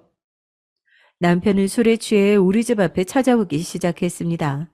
심지어 제가 일하러 떠나면 제가 없으니까 그 사이를 틈타 엄마한테 하소연을 했죠.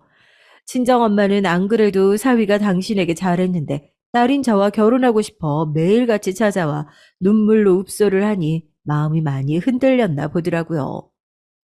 민주야, 엄마는 네가 살면서 이제 또 언제 김서방 같은 사람을 만날지 모르니까 물론 네 마음도 중요한데 그냥 엄마는 네가 김서방과 결혼하길 바래. 엄마, 내가 시어머니가 찾아와서 나한테 돈 봉투 좋다고 말했잖아. 그런데도 그런 말이 나와? 나 자존심 때문에 그렇게는 못해. 그런데 김서방 말 들어보면 어차피 경제권은 시아버지한테 있더라고. 그리고 시아버지는 너 예뻐한다며. 김서방이 또 중간에서 역할 잘한다고 하니까. 저런 집에 시집 가면 결국 우리가 고생하게 되어 있어. 집에 가면 밖에선 남편이 울며 문을 두드리고 집 안에선 엄마가 저를 설득했습니다. 하도 남편이 밖에서 그러니까 경찰까지 부른 적도 있었어요. 이웃들한테 제발 결혼하면 안 되냐는 원망 섞인 말을 듣기도 했습니다. 그러던 어느 날이었어요. 저는 몇 달째 마음을 굽히지 않고 있었는데 어느 날 해외에서 공항에 도착했더니 시어머니한테 전화가 오더라고요. 받지 않았는데 계속 울리길래 결국 받았더니 시어머니가 오열하며 저한테 소리쳤습니다. 결혼해! 결혼하라고! 내 아들 죽는 꼴은 나도 못 봐! 그러니까 결혼해! 이게 무슨 소리인가 싶어 들어봤더니 남편이 단식 투쟁을 하고 있었대요. 저와 결혼하지 않으면 죽겠다고 아무것도 먹지 않았고 결국 영양실조로 쓰러지기까지 됐죠. 저는 처음 듣는 소리라 매우 당황했습니다. 병원으로 갔더니 시어머니는 두 눈이 빨개진 채 저를 노려보고 있었어요. 옆에선 시누이도 시어머니 옆에 딱 붙어 저를 노려봤죠. 다행히 남편은 영양제를 주입하고 상태가 괜찮아졌습니다. 내 아들 죽이고 싶어서 안 달랐어? 아주 고단수네. 결혼해. 하란 말이야. 언니, 진짜 그러는 거 아니에요. 우리 오빠 귀한 집 자식인데 어떻게 이럴 수가 있어요? 사랑 가지고 놀아요? 아, 왜 저한테 그러세요? 제가 단식 투쟁하라고 시킨 것도 아닌데. 그만, 그만, 다들 그만해. 지금 아픈 애 앞에서 이럴 거야, 어? 쓰러진 남편을 두고 저는 유니폼을 입은 채로 병원에서 언성을 높였습니다. 어렸을 때부터 하도 무시당하고 자란 저는 깡이 가득 있었거든요. 사실 신우이 정도는 신경도 쓰지 않았습니다. 아무튼 정말 황당한 이유로 저는 결국 결혼 허락 아닌 허락을 받게 됐어요. 시아버지가 제 편이라 다행이었는데 그래도 시어머니와 계속 부딪히는 것을 완전히 막을 수는 없었죠. 그래도 우리 아들 결혼하는데 시계는 받아야 될 텐데, 아, 우리 아들 귀하게 컸는데 너무 안쓰럽다. 엄마, 내가 그런 거 안 한다고 했잖아요. 오히려 싫다고요. 제발 그만하세요. 너를 위한 소리잖아. 안 그래도 속상한데 왜 그러니? 어? 여자 하나 잘못 만나서 이게 뭐야? 엄마한테 그게 할 소리야? 너야말로 엄마한테 왜 이러니? 이미 결혼하기로 얘기 끝났잖아요. 아, 그런데 왜 자꾸 그러세요? 여보, 그냥 집에 가자. 남편은 시어머니가 아쉬운 소리만 해도 제 손을 잡고 그 자리를 피하더라고요. 그 모습을 보고 든든하기도 하고 고맙기도 했습니다. 이런 사람이라면 결혼해도 되겠다는 생각이 들었죠. 물론 그 과정이 쉽지는 않았습니다. 우여곡절이 많았죠. 시어머니가 저를 며느리로 인정 못하겠다는 이유는 바로 돈 때문이잖아요. 우리 집이 가난해서 한 푼도 도움을 주지 못했으니까요. 저도 승무원으로 일하며 돈을 적지 않게 받았는데 그 돈을 다 생활비로 썼거든요. 엄마와 여행도 자주 다녀서 모을 수가 없었습니다. 후회는 전혀 없었어요. 무슨 소리를 하는 거야? 신혼은 당연히 우리 집에서 시작해야지. 당연한 게 어디 있어요? 어머니, 저는 출근이 일정하지 않아서 같이 살면 어머님이 더 불편하세요. 그건 그때 가서 생각하면 되는 거고, 네 남편도 시아버지랑 같이 출근하는데 당연히 같이 살아야지. 나라고 뭐 너랑 같이 살고 싶어서 그러니? 같이 살기 싫으시면 그렇게 하시면 되잖아요. 안 그래도 어머님이 저 마음에 안 들어하는 거 아는데 왜 굳이 합가로 고집하세요? 뭐? 너 말 다 했어? 이게 진짜, 아유, 뒷골이야. 엄마, 괜찮아? 언니, 진짜 이게 무슨 짓이에요? 언니 이혼 가정이라고 가정교육도 못 받았어요? 뭐라고요? 아가씨도 지금 무슨 말씀을 그렇게 하세요? 그렇게 이혼 가정이라고 편견 가득하게 말하는 거 보기 안 좋아요. 쉽게 말하지 마세요. 결혼식을 하기 전부터 저는 시댁에서 한바탕 했습니다. 성격이 제가 절대 좋은 편은 아니에요. 그런데 살아온 환경을 돌아보면 당연히 그럴 수밖에 없었어요. 어릴 때부터 악으로 깡으로 살아왔거든요. 물론 일할 때는 서비스직이니까 착하게 말했지만 시어머니처럼 악독하게 굴면 저도 자동으로 말이 예쁘게 나가지 않더라고요. 저 사건으로 또 파혼이니 뭐니 두 집안의 감정 싸움을 하기로 했습니다. 하지만 결국 시아버지의 중재로 일단락됐어요. 강남에서 약간 떨어진 곳에 아파트를 얻어주셨죠. 만약 시아버지도 시어머니처럼 반대하거나 저한테 시집살이를 시키셨으면 저는 결혼하지 않았을 거예요. 나중에 들어보니 시아버지는 제가 어렸을 때부터 고생하며 안 해본 일이 없다는 점이 마음에 드셨대요. 내가 말이다. 진짜 아무것도 없이 상경에서 바닥부터 올라왔어. 근데 우리 며느리를 보면 그 시절의 내가 생각이 나.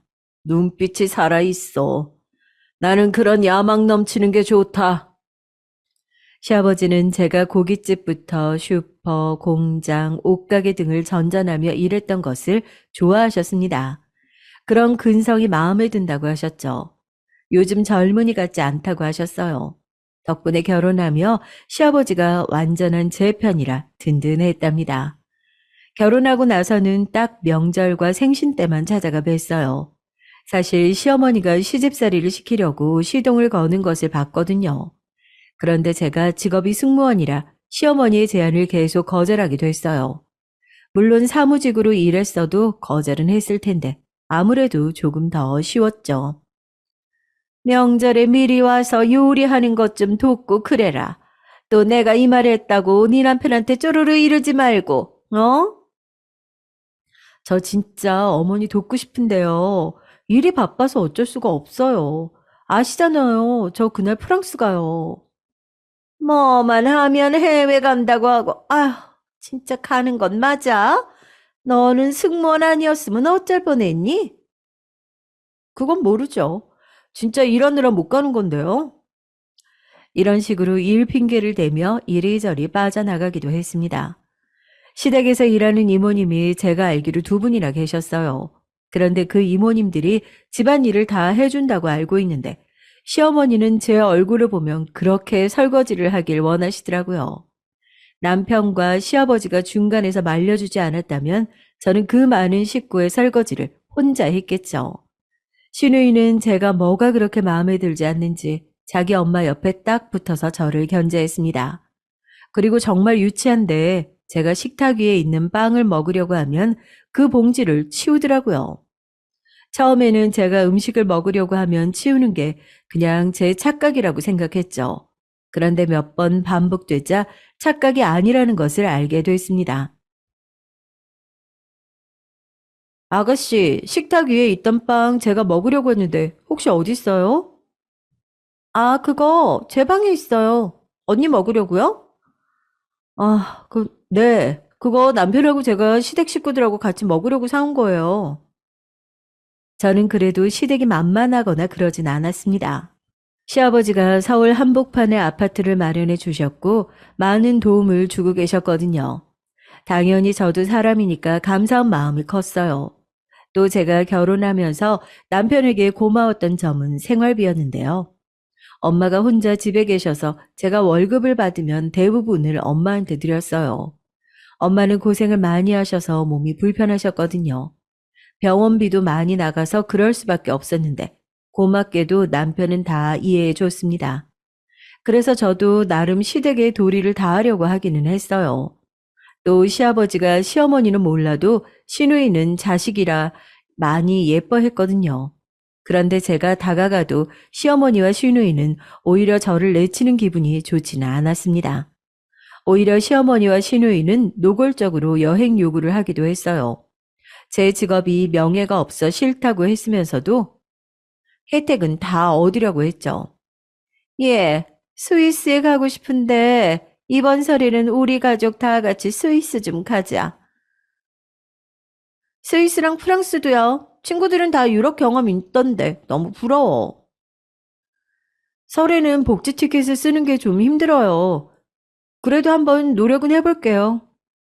복지로 가는 게 힘들면 며느리가 시댁 식구들을 위해 결제하는 것도 참 좋은 건데. 돈이 한두 푼도 아니고 어떻게 제가 다 내죠? 아무리 장난이어도 듣는 사람 기분이 나쁘면 그건 장난이 아니라고 생각해요. 그리고 제가 일이 바빠 시댁 행사에 참여하지 못했을 때 눈치를 그렇게 주고 오히려 제 직업의 복지를 이용하려고 하니 달갑지 않았습니다. 그러다 사건이 하나 터지게 됐어요. 어느 날 제가 퇴근하고 공항에 도착했는데 남편이 데리러 왔거든요. 그런데 표정이 매우 좋지 않았습니다. 여보, 무슨 일 있어? 왜 이렇게 표정이 안 좋아? 걱정된다. 아버지한테 연락이 왔어. 할머니 건강이 매우 안 좋으시대. 그래서 요양원에 모시려고 했는데 마음이 불편하다고 하셨대. 아마 본가로 할머니를 모시고 올 건가 봐. 엄마가 우는 소리를 하시네. 남편의 말을 듣고 저도 깜짝 놀랐습니다. 시할머니를 저도 본 적이 있거든요. 그때까진 건강이 그래도 괜찮으셨는데 상태가 많이 안 좋아졌나 보더라고요. 시아버지는 그런 시할머니를 본인의 집에 모시길 강력히 원하셨다고 합니다. 못해준 게 많아 미안한데 요양원에 보낼 수는 없다는 주장이었대요. 그 과정에서 시어머니는 어떻게 데리고 오냐 주장하셨고 갈등 중이라고 남편은 대신 전했습니다. 그래도 경제권자가 시아버지잖아요. 결국 시할머니는 시댁으로 오셔서 같이 살게 되셨죠. 거동이 불편하시고 걷는 것조차 힘들어 하셨습니다. 저야 몇 번 본 적 없는 어른이니 당연히 어색했죠. 시어머니는 대놓고 시할머니를 불편해 하셨습니다. 그래도 저랑 관련이 없는 일이라 생각하고 넘겼는데 기어코 시어머니는 저를 건드셨어요. 그날은 설날이었고 제가 마침 비행이 없는 날이었어요. 남편과 같이 시댁에 갔는데 시아버지 회사에 급한 일이 터졌습니다. 그래서 남편과 시아버지가 수습을 위해 회사로 잠깐 출근하게 됐죠. 남편 없이 혼자 시댁에 있는 게 사실 달갑진 않잖아요. 아마 며느리이신 분들이 이해하실 거예요. 역시나 아니나 다를까 시아버지와 남편이 나가자 시어머니는 저를 계속 불렀습니다. 예, 이리 와봐라. 아우, 허리가 아파서 나는 계속 못 있겠네. 나 잠시 반신욕을 좀 해야겠다. 여기 시할머니 기저귀 좀 갈아. 여기 새 거 있으니까 하면 된다. 네? 제가요? 아, 해본 적 없는데. 일단 한번 해볼게요. 그래, 나는 좀 곱게 자라서 이런 게 힘들어. 그래도 아픈 사람인데 단번에 거절하는 건 예의가 아니라고 생각했죠. 제가 시어머니와 사이가 좋지 않아도 시할머니는 잘못이 없잖아요. 안 그래도 아들 집에 계시는 게 눈치가 보일 수도 있고요. 그래서 좋은 마음으로 해드렸습니다. 문제는 이게 자꾸 반복된다는 거였어요. 제가 시댁에 가면 시어머니는 기저귀를 언제 갈았던 건지 방치가 되어 있었죠. 어머니, 혹시 시할머니 기저귀 언제 마지막으로 가셨어요? 어제였나? 모르겠다. 나는 비위가 조금 약해서 안 되겠어. 그래도 이렇게 방치하면, 오늘은 제가 할게요. 그래도 어머님이 신경을 써주세요. 거동이 불편하셔서 본인이 가장 힘드실 거예요. 그럼 네가 매번 와서 갈아주면 되지 않니? 나는 이미 힘든데 왜 너까지 나한테 이러니? 아무래도 같이 사는 게 힘들 수 있으니 제가 이해하려고 했어요. 그날도 그래서 제가 갈았죠. 그런데 다음번에 갔는데도 또 시할머니의 기저귀가 방치되어 있더라고요. 어머니, 기저귀 가는 거 힘드시면 차라리 요양보호사를 부르는 건 어때요? 그것도 다 돈이잖아. 그냥 네가 좀 자주 와서 갈아주면 되지 않니? 저도 현실적으로 그게 힘들어서요. 어머님이 계속 돌보는 게 힘들면 요양원에 보내는 것도 괜찮을 것 같아서요. 남편이 그건 싫다고 하니까 그냥 네가 와서 갈아줘. 어차피 비행기에서 사람들 편하게 해주는 게 네 일이잖아. 어머니, 말씀이 좀 지나치세요. 갑자기 제 직업이 왜 나와요? 아니, 며느리한테 내가 시할머니 기저귀 갈아달라고 한 게 그렇게 잘못이야? 나중에 난 아프면 그냥 요양원 보내라. 이런 취급 받으면서 못 살겠네. 어머님이 직업 비하만 하지 않으셨으면 제가 오늘 했을 수도 있죠. 이제껏 그러던 것처럼요. 결국 제가 마음에 안 드시는 거잖아요. 어? 아니, 기저귀 가는 게 뭐라고 이렇게 자존심을 내세워. 그냥 하라면 네 하고 하는 법이 없니? 이렇게 시어머니와 또다시 말다툼이 시작됐죠. 한창 둘이 언성을 높이고 있을 때 시아버지와 남편이 회사에서 돌아왔습니다. 우리 분위기를 보고 둘의 표정은 이미 난처한 상태였죠. 우리 얘기를 듣고 남편은 제 쪽에서 편을 들고 같이 이게 말이 되냐고 싸우고 있었어요. 그런데 시아버지의 표정이 좋지 않았습니다. 아마 아무리 그래도 당신 어머니니까 기분이 좋지 않으셨겠죠. 순간 아차 싶더라고요. 시아버지는 며느리라고 저를 받아주고 예뻐해 주셨잖아요. 일단 그날의 사건을 그렇게 일단락 되었는데 시어머니한테 화난 것과 별개로 시아버지께 죄송스러운 마음도 있었습니다. 저도 그래서 그 뒤로 시어머니와 직접적인 화해를 하진 않았어도 시댁 행사에 최대한 얼굴을 비추려고 노력했어요. 시아버지의 기분을 풀어드리려고 일부러 휴가를 내고 참석하기도 했고요. 그렇게 조심스럽게 천천히 다가가고 있었습니다. 그러다 일하느라 바빠서 그런지 몸이 너무 좋지 않더라고요. 컨디션 난조라고 생각했는데 일하는데 지장이 갈 정도라 병원을 갔습니다. 그런데 놀라운 소식을 듣게 됐어요. 바로 제가 임신이라는 소식이었습니다. 여보, 드디어 드디어 우리한테도 아이가 생긴 거야. 나 너무 행복해. 이게 무슨 일이야. 남편과 저는 뛸 듯이 기뻤습니다. 사실 우리 부부는 아이를 빨리 가지고 싶었어요. 그런데 도저히 아이가 생기지 않아서 고민이었죠. 직업 특성상 산부인과를 주기적으로 잘 갈 수 있는 환경도 아니었고요. 그래서 은근히 마음고생이 심하기도 했고, 그것도 모르고 시어머니는 일부러인지 제 속을 긁어댔습니다. 예를 들어 시댁에 가면 이렇게 말씀하기도 하셨어요. 승무원은 비행기를 자주 타니까 불임이 많다던데. 너도 그래서 아기가 안 생기는 거 아니니? 내가 그래서 승무원 안 했잖아. 나도 관심 있었는데 아기 못 나오면 너무 슬플 것 같아서. 동료들 보면 임신 다들 잘하더라고요. 저도 노력하고 있어요. 불임이면 병원 다니면서 몸 상태도 자주 보고 그래. 아, 근데 뭐 시댁 행사도 잘 안 오는데 병원을 갈 수 있겠니? 에이, 엄마, 왜 그래? 그럴 수도 있지. 그렇게 일이 바쁘다던데 뭐 어떡해? 우리 이해해 주자. 언니, 너무 기분 나빠하진 말아요. 이런 일들을 겪고 생긴 아이라 더 기뻤습니다. 한동안 어색했던 시아버지와의 관계도 임신으로 완전히 회복됐죠. 생각보다 더 좋아하시는 모습에 제가 더 행복했습니다. 그런데 안타깝게도 시아버지는 일 때문에 임신 소식을 듣고 바로 해외로 가게 되셨어요. 내가 미국에서 돌아올 때는 우리 며느리가 아이를 낳았겠구나. 기쁜 마음으로 가서 일할 수 있어서 너무 좋다. 건강관리 잘하고 필요한 거 있으면 언제든지 말하렴. 아버님, 몸 조심히 잘 다녀오세요.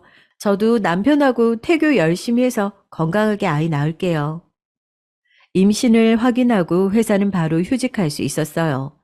다행히 이런 쪽으로 복지가 아주 잘 되어 있어서 마음 놓고 쉴 수 있었죠. 여유롭게 태교하며 남편과 사이가 더 좋아졌습니다. 결혼하고 계속 일하느라 남편과의 시간을 제대로 보내지 못했었거든요. 그런데 남편과의 시간이 많아진 것은 좋았는데 시어머니는 저를 챙겨준다는 이유로 자꾸 시댁으로 부르셨습니다. 제가 그동안 일하느라 자주 시댁 행사에 빠졌다고 했잖아요. 그런데 이제는 일한다는 핑계도 대지를 못했죠. 아니, 왜 챙겨준다고 해도 그러니? 그냥 와서 밥 한 끼라도 먹고 가라는 거잖아. 내가 설마 임신한 며느리한테 설거지 시키겠어? 아니, 뭘 시키겠어? 나도 이제 마음 고쳐 먹었다. 어른이 이렇게 손 내미는데 왜 그래? 네, 일단 남편하고 말해보고 알려드릴게요. 우리 아들 일하느라 바쁘잖니. 여자들끼리 유대감을 좀 쌓자는 거야. 내 말 무슨 뜻인지 알지? 저렇게까지 말씀을 하시니 전 어쩔 수 없이 시댁을 가게 됐습니다. 남편이 아무리 제 편이어도 본인의 엄마니까 아예 내칠 수는 없어 보였거든요. 또 저는 임신을 계기로 시어머니와 관계가 좋아진다면 그건 또 다행이라고 생각했어요. 그때는 제가 참 순진했죠. 실제로 제가 조심스럽게 시댁에 방문하자 시어머니는 저에게 손 하나 까딱하게 시키지 않았습니다. 정말 의외라고 생각했는데 아무렴 좋았었어요. 마침 그때 또 아가씨가 결혼을 했거든요. 저는 시댁과의 관계를 좋게 만들려고 제가 먼저 나서서 티켓 발권도 해주었습니다. 아가씨, 결혼 축하해요. 제가 이탈리아에 비행 갔을 때 여기가 그렇게 좋더라고요. 맛집 리스트랑 투어 어디가 좋은지 정리한 요약본이에요. 도움이 됐으면 좋겠어요. 어머, 언니 웬일이야? 너무 고마워요. 제가 돌아올 때 선물 사올게요. 선물은 필요 없으니까 즐겁게 지내다 와요. 시댁과의 사이가 좋아졌다고 착각한 저는 즐겁게 태교를 하고 지내고 있었죠. 그러다 문득 시댁을 챙기느라 우리 엄마를 챙기지 못하고 있다는 생각이 들었습니다. 그래서 남편과 가기로 했던 태교 여행에 엄마를 모시고 가고 싶었어요. 남편도 흔쾌히 그러자고 하기도 했고요. 결혼 전에는 엄마를 모시고 해외를 많이 다녔으니 엄마에게 부담도 아니라고 생각했죠. 그런데 친정 엄마의 반응이 너무 의외였습니다. 엄마, 괌으로 남편하고 태교 여행 갈 건데 엄마도 같이 가자. 가서 오랜만에 호텔에서 수영도 하고 맛있는 것도 먹고 오자. 민주야, 엄마가 요즘 바빠서 여행은 괜찮어. 김서방이랑 둘이 다녀와. 엄마, 무슨 일 있어? 왜 바빠? 어디 아픈 건 아니지? 아니, 혹시 어디 아프면 무조건 말해. 걱정된다. 아유, 아니야. 엄마 너 덕분에 병원 많이 다녀서 아프지도 않아. 그냥 요즘 일 구해서 다니거든. 너무 걱정하지 말고. 엄마 일 구했어? 하여간 가만히 못 있는다니까. 그러다 몸 상해. 적당히 하고 집에서 쉬어. 그럼 이번 여행은 남편이랑 나만 다녀올게. 그래, 알았어. 만약에 엄마가 시간 나면 알려줄게. 김서방하고 재미있게 다녀와. 저는 엄마가 소일거리를 구하셔서 일하는 줄 알았습니다. 워낙 부지런한 분이라 의심하지 않았죠. 적당한 사회생활은 인생에 도움이 되는 것이 확실하니 응원했습니다. 그래서 태교 여행은 남편하고 둘이 다녀오게 됐어요. 태교 여행을 다녀오고 마침내 출산까지 했습니다. 성별은 남자였어요. 사실 성별이 중요한 것은 아니었습니다. 그냥 아이 존재가 좋았죠. 아이를 낳고 조리원에 있다가 집에 가서 산후조리를 하려고 했는데 내심 저는 친정엄마가 해주길 원했어요. 물론 엄마를 고생시키는 것은 당연히 싫었지만 그냥 딸의 바람일까요? 누구보다 친정엄마가 편한 것은 사실이잖아요. 그런데 엄마가 거절할 줄 몰랐는데 거절을 하시더라고요. 엄마, 요즘 왜 이렇게 바빠? 혹시 나 몰래 대출 받거나 그런 거 아니지? 아유, 아니야. 그냥 요즘 할 일이 많네. 엄마가 그리고 신생아 키운 지 너무 오래라서 그래. 그래도 일주일에 한두 번은 꼭 보러 갈게. 아무 일이 없으면 그건 오히려 다행이긴 하지. 알겠어요. 엄마도 나 너무 신경 쓰지 말고. 엄마가 그렇게 바쁜 일이 뭐가 있을까 의심이 들기도 했습니다. 그래도 엄마의 인생도 중요하니까 서운함을 내비치진 않았어요. 설마 엄마가 다른 사람 기저귀를 갈고 있을 거라고는 상상도 하지 못했죠. 그러다 제 인생을 흔드는 사건이 발생했습니다. 이날의 사건이 바로 오늘 사연의 핵심이에요. 제가 아이를 낳고 사실 시어머니가 우리 집에 너무 자주 오셨어요. 불편한 티를 많이 냈는데 아무렇지 않게 집을 방문하곤 하셨죠. 그것도 꼭 출발하고 도착하기 5분 전에 알려주셔서 대비도 할 수 없었습니다. 때로는 아무런 사전 연락 없이 배를 누르기도 하셨어요. 아유, 우리 손자 너무 이쁘다. 우리 아들 어릴 때랑 똑같이 생겼네. 어쩜 이렇게 순하니? 아유, 우리 아들 닮아서 그런가 보다. 시어머니는 우리 아들에 대한 사랑이 넘쳤습니다. 원래 첫 손주가 유독 예쁘다고 하잖아요. 그래서 이해하려고 했는데 시어머니는 도가 지나쳤어요. 가끔은 시누이까지 데리고 와서 제 정신을 쏙 빼놓았습니다.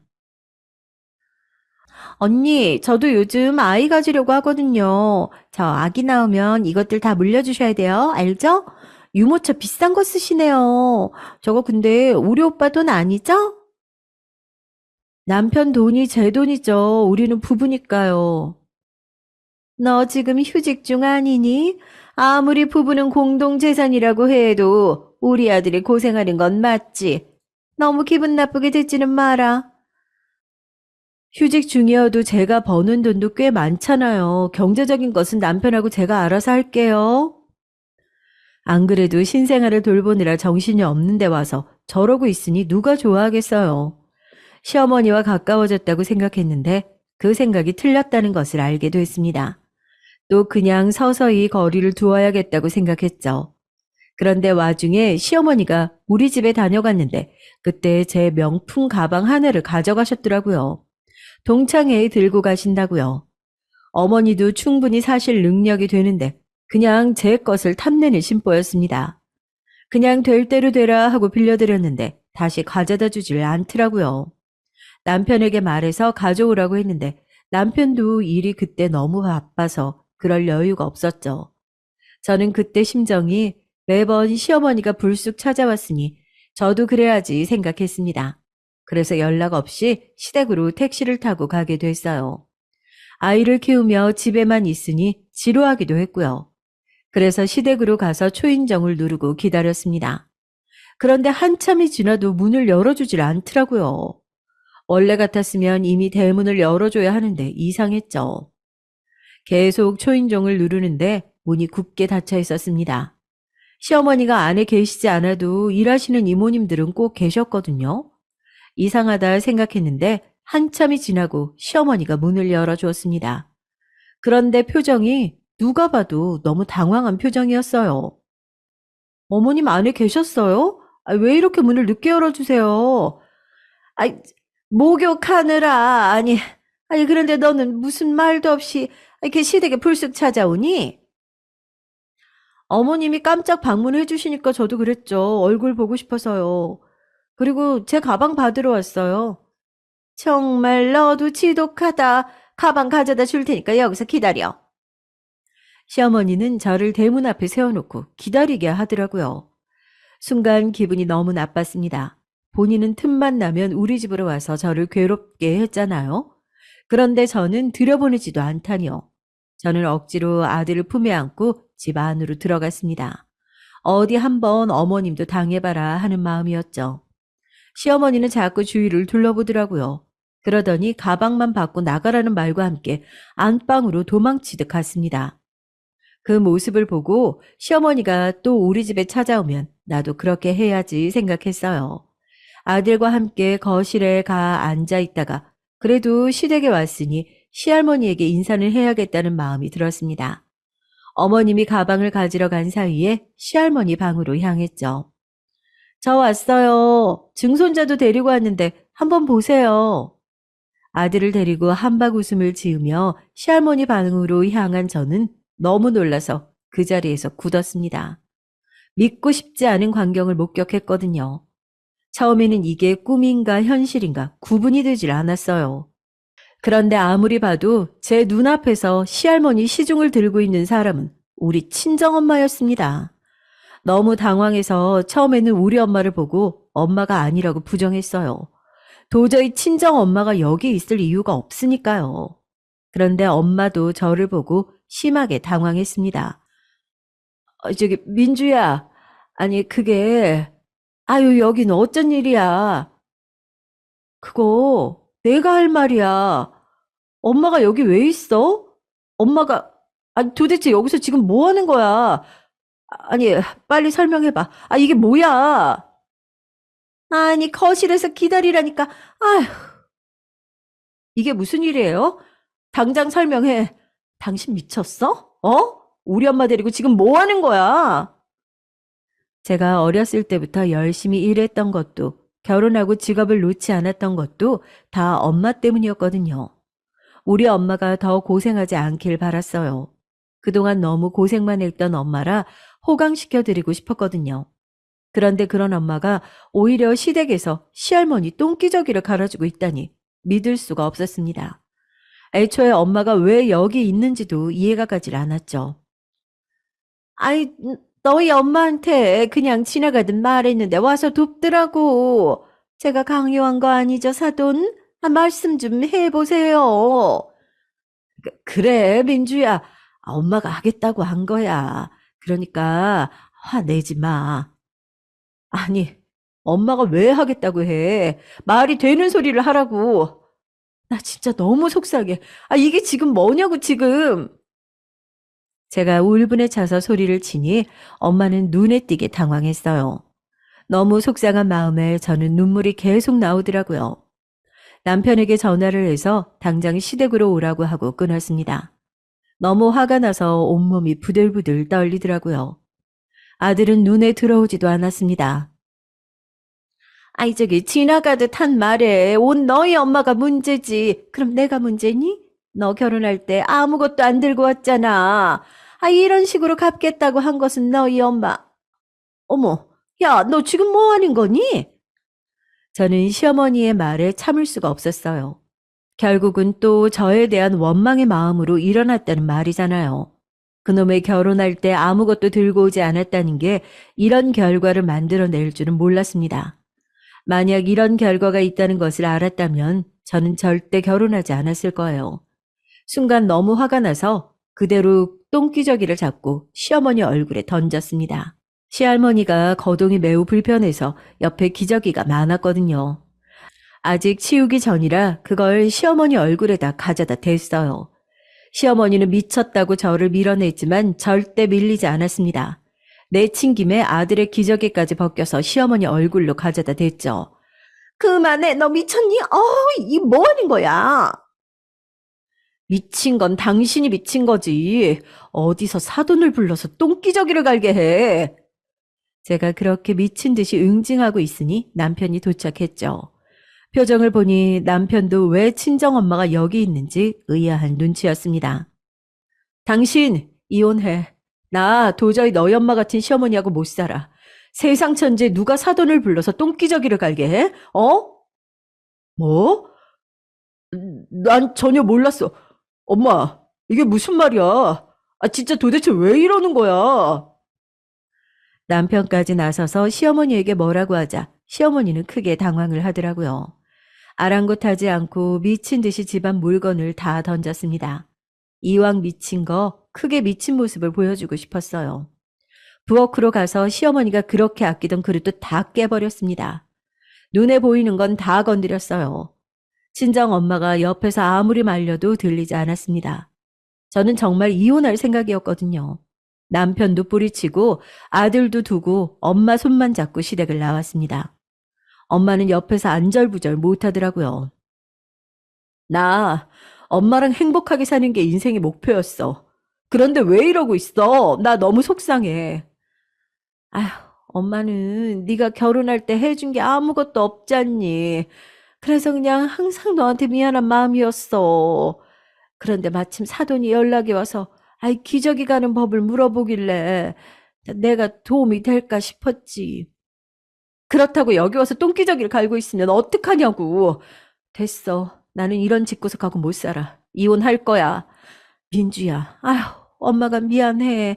내가 희생해서 네가 행복하면 된다고 생각했어. 이럴 줄은 몰랐지.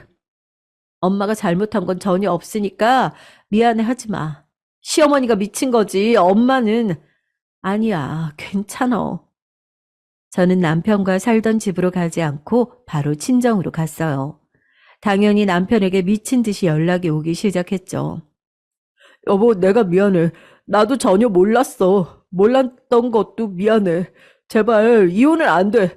차라리 내가 엄마랑 인연을 끊을게. 너무 미안해.